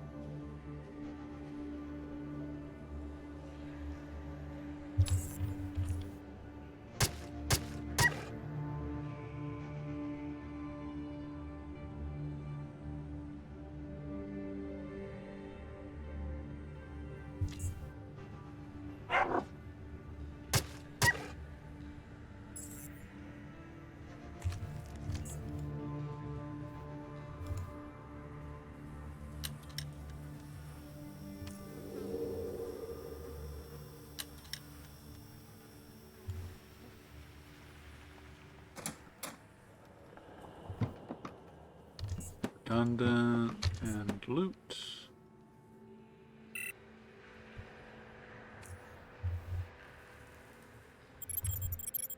Looking at as in looking at it and just acknowledging its existence, or considering playing?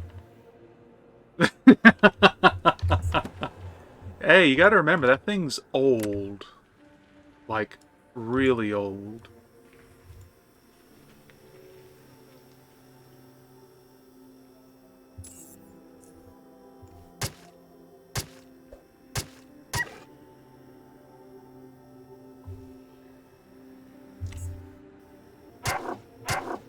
Oh, okay, you mean the other one that's on Steam. Yeah, there's a weird transitional version that's like not as refined as the version you played, but has all the content that you went through.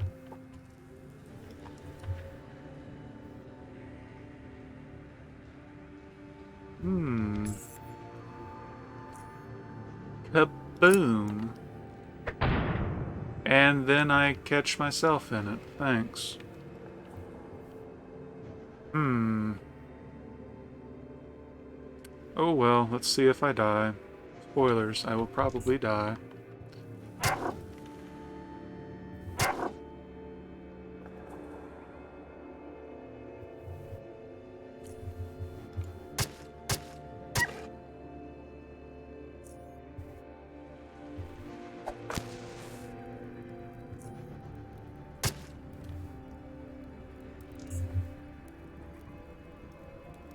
Oh, you got stuck. You poor thing. Easy.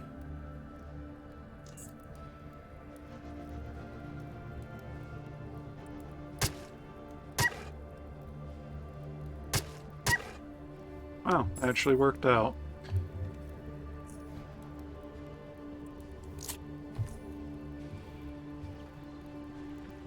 Don't worry. Once I finish up with, like, the tail end of this first quest, I think I will call it, because, this is actually... I got most of the groundwork of the opening of the tutorial done, so it's not too bad.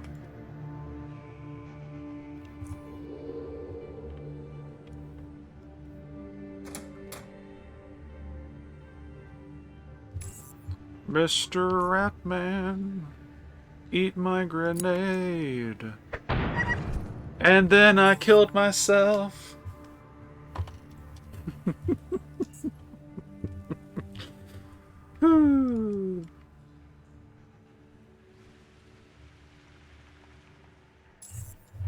Let's try this again.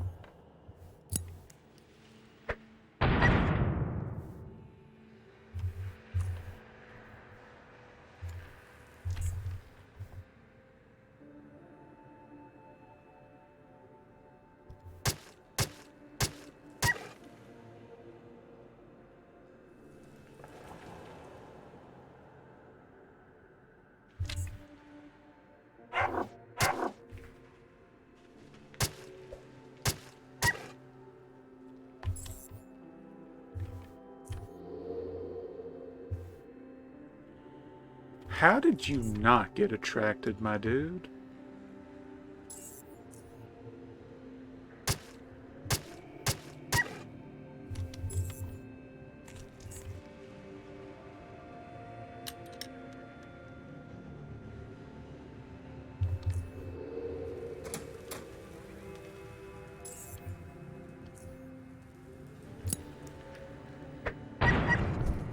Nice.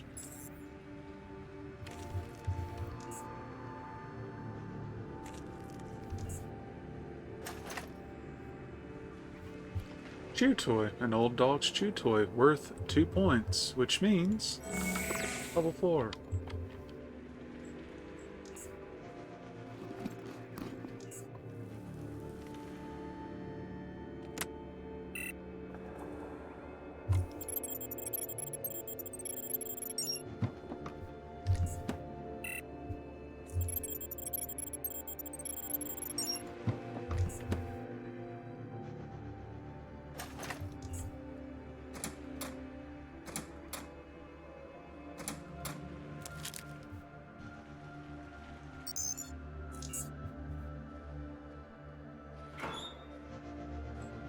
Redundant oddity.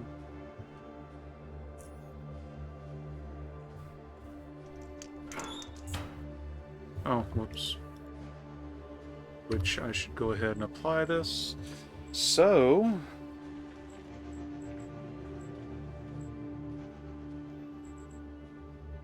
I think I'll keep going into dexterity and just see how cursed this build becomes. 5 points into throwing. Dodge, evasion, stealth.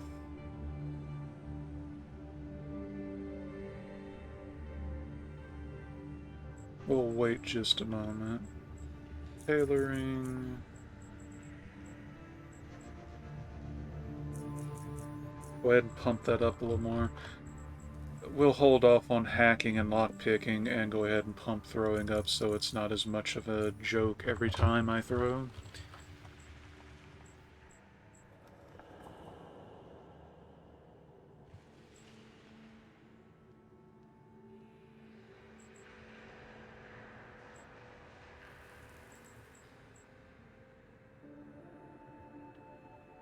Escape artist might be worth keeping in mind.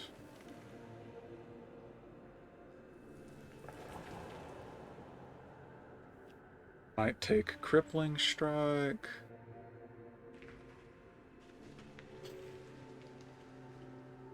Might be going into punches sooner rather than later.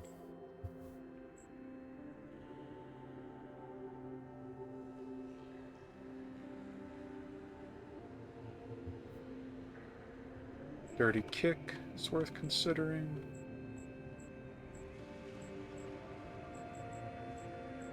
Okay.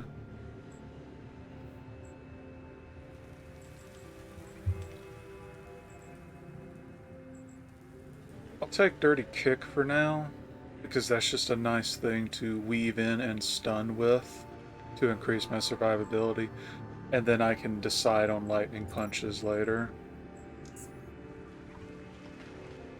And we are 1 out of 10 for going to level 5.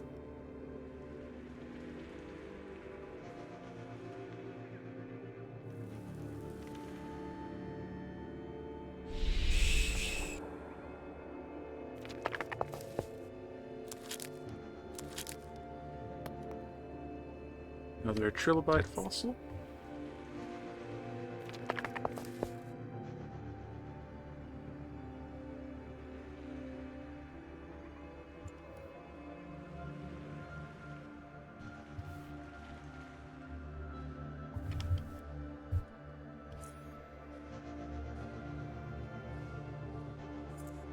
Go ahead and equip the crossbow and get the putrefying bolt if I can find it.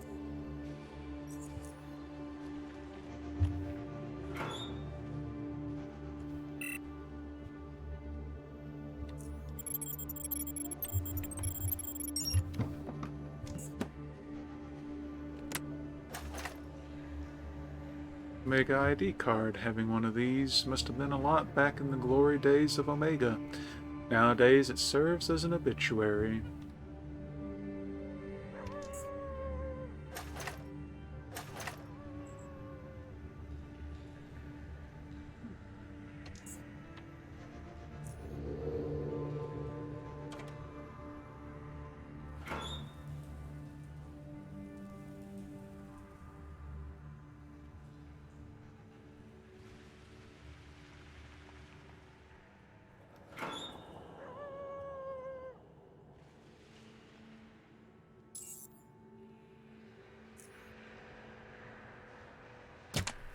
There we go.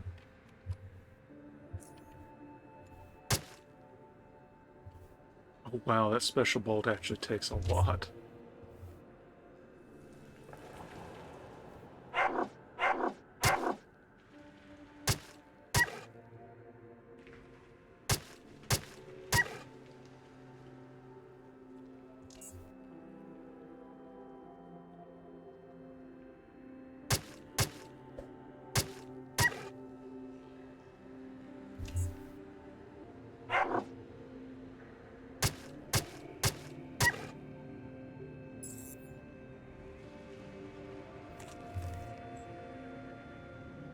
And there's the quest item.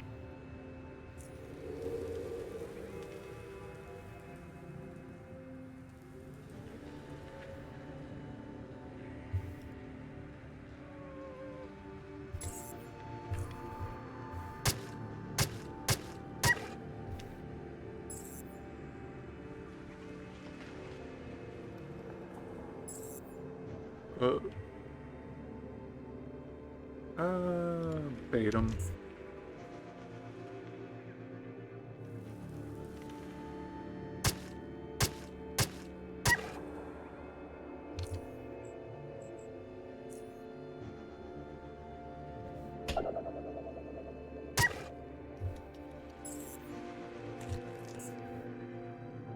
And over encumbered.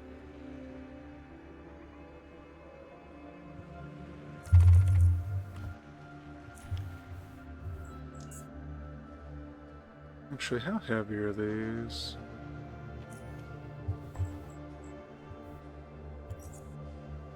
Same weight. Wasn't sure if there was some silly shenanigans you could pull.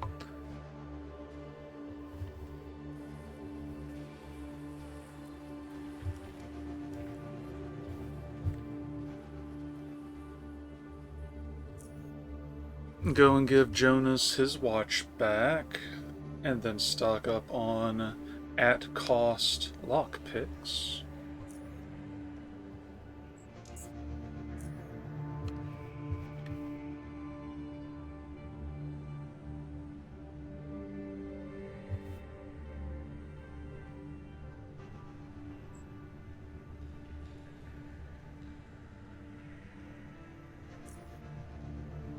Is this your watch? Yes, that's the one. Where'd you find it?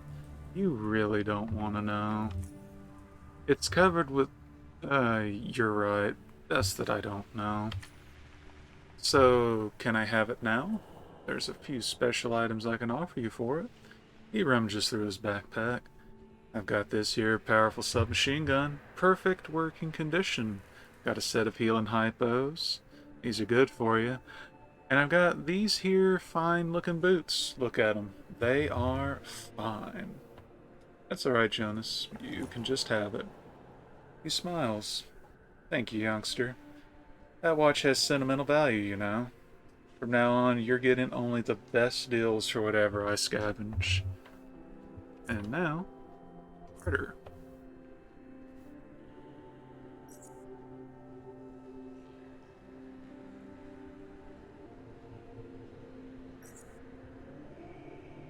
See, how much junk can I throw his way?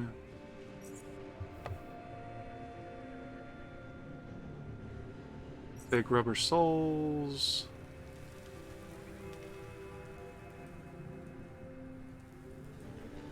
Actually worth considering the trapper's belt.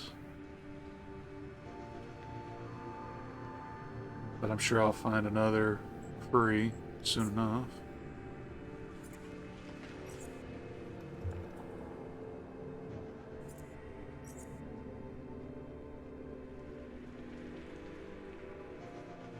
Okay, that should do it. And that actually put me just below the waypoint.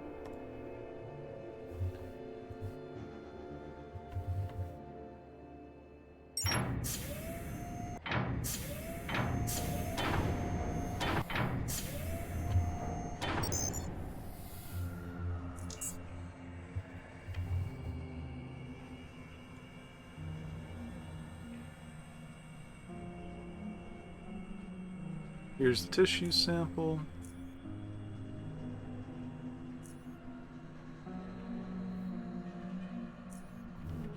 Hoist over all this other junk.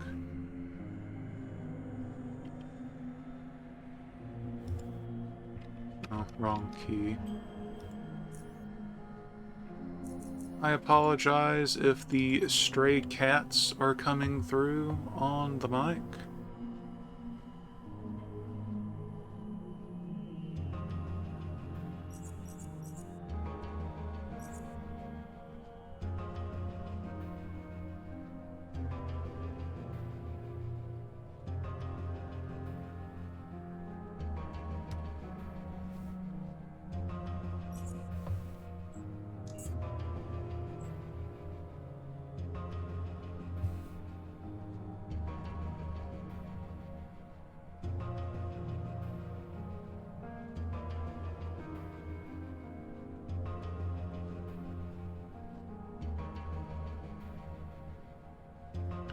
Actually, be worth considering taking an antidote soon, but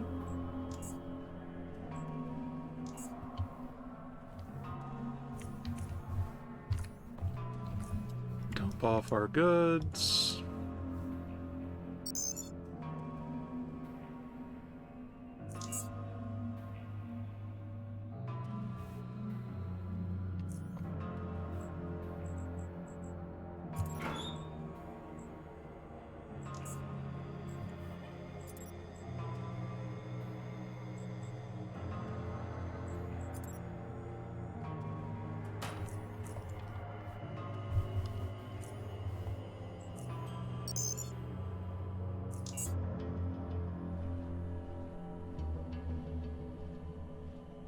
Alright, just gotta finish up with the outposts and pick any locks for loot.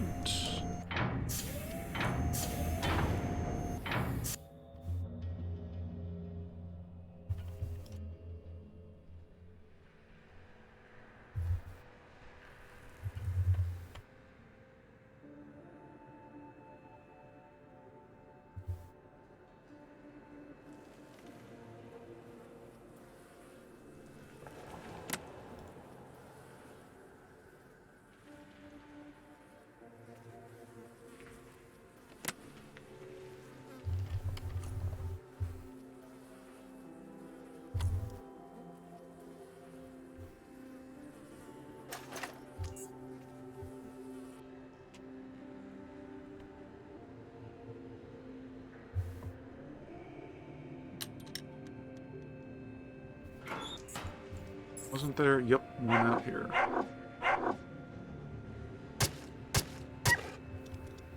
Unfortunate for him.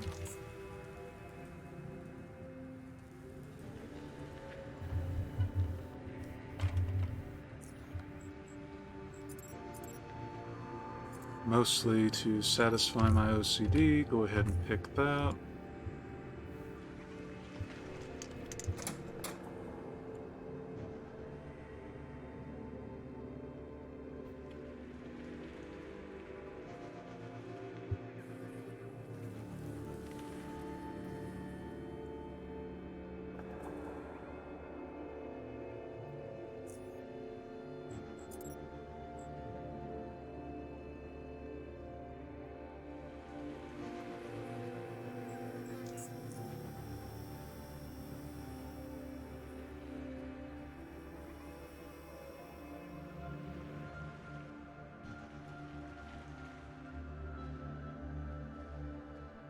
Okay, I think that was in fact everything.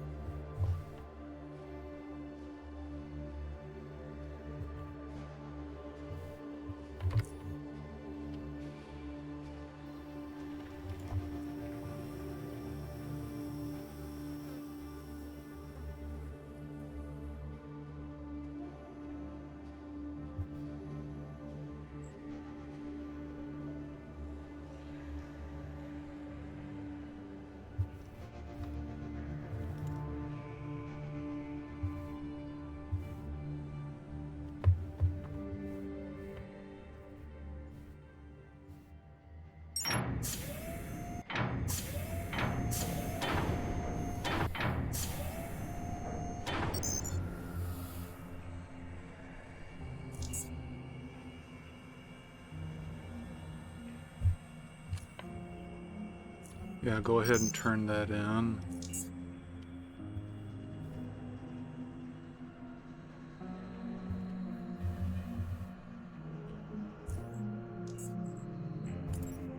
Also, while I'm here, see about grabbing the temporal skill.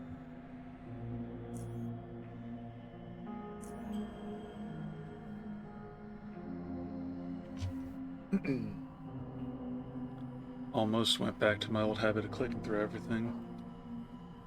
So I turned in my job. There are a few more jobs waiting for you, actually. Brett needs someone to do a hopper roundup. He'll instruct you on what exactly you need to do and how to do it. Go speak to him on the agronomy level. After you've completed this task, come and see me again. Understood. And that does, in fact, give me one oddity experience.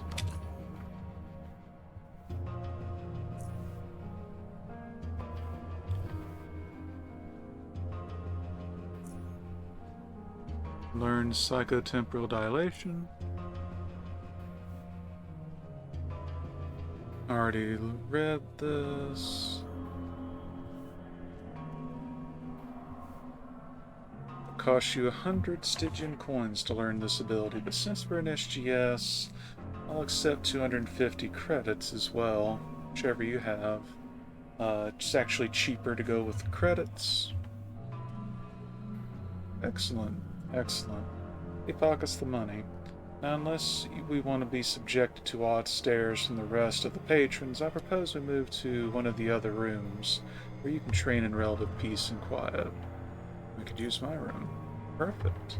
I'm right behind you. And now we just have on-demand slow. That's all there is to it. Remember to use it wisely.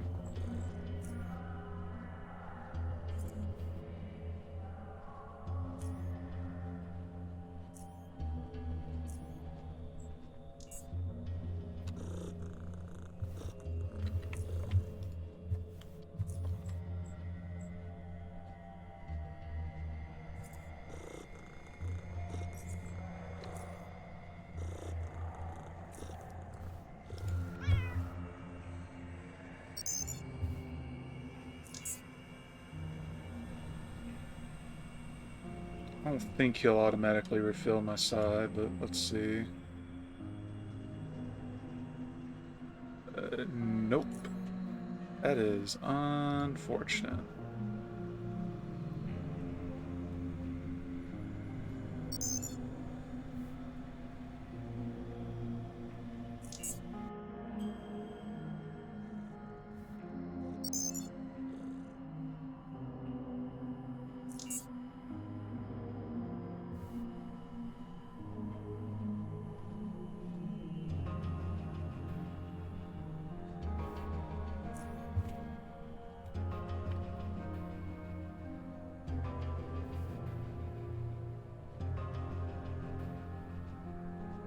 He is not accepting guns at the moment.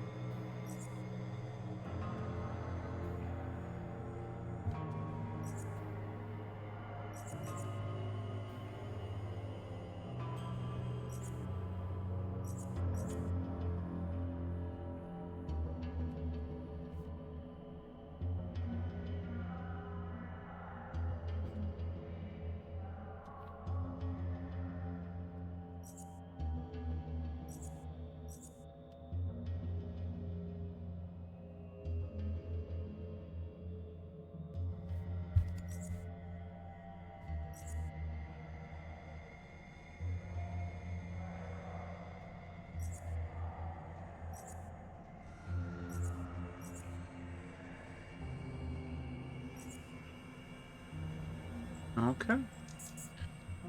That's much tidier inventory.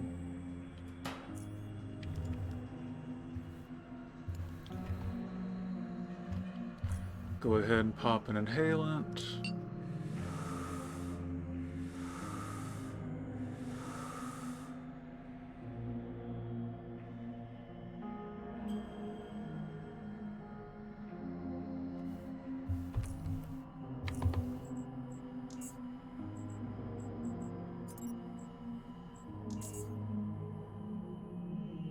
And that's where I'm going to call it for the night.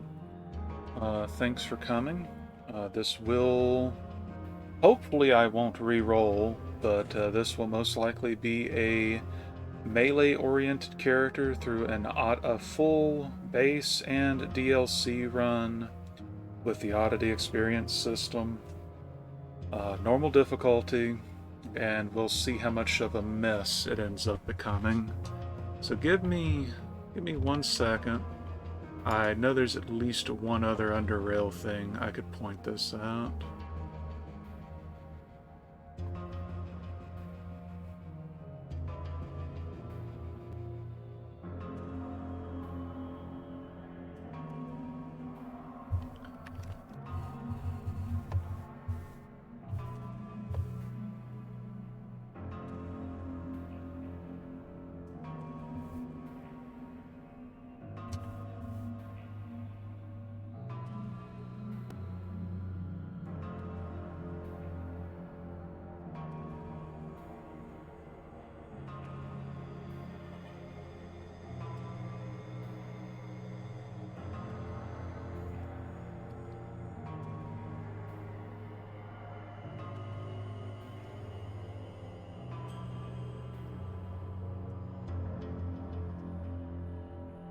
Alright, well there's only one, it looks like, that I'm at least aware of, so thanks for coming. I'll shoot this up on YouTube shortly, and we will probably resume throughout the week.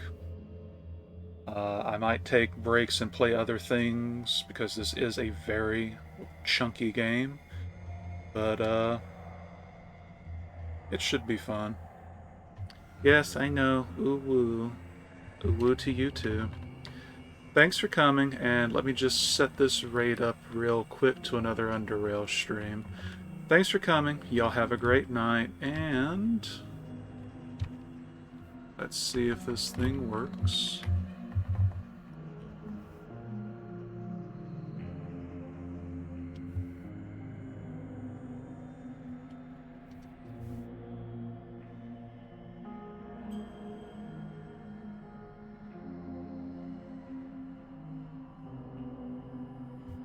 There you go.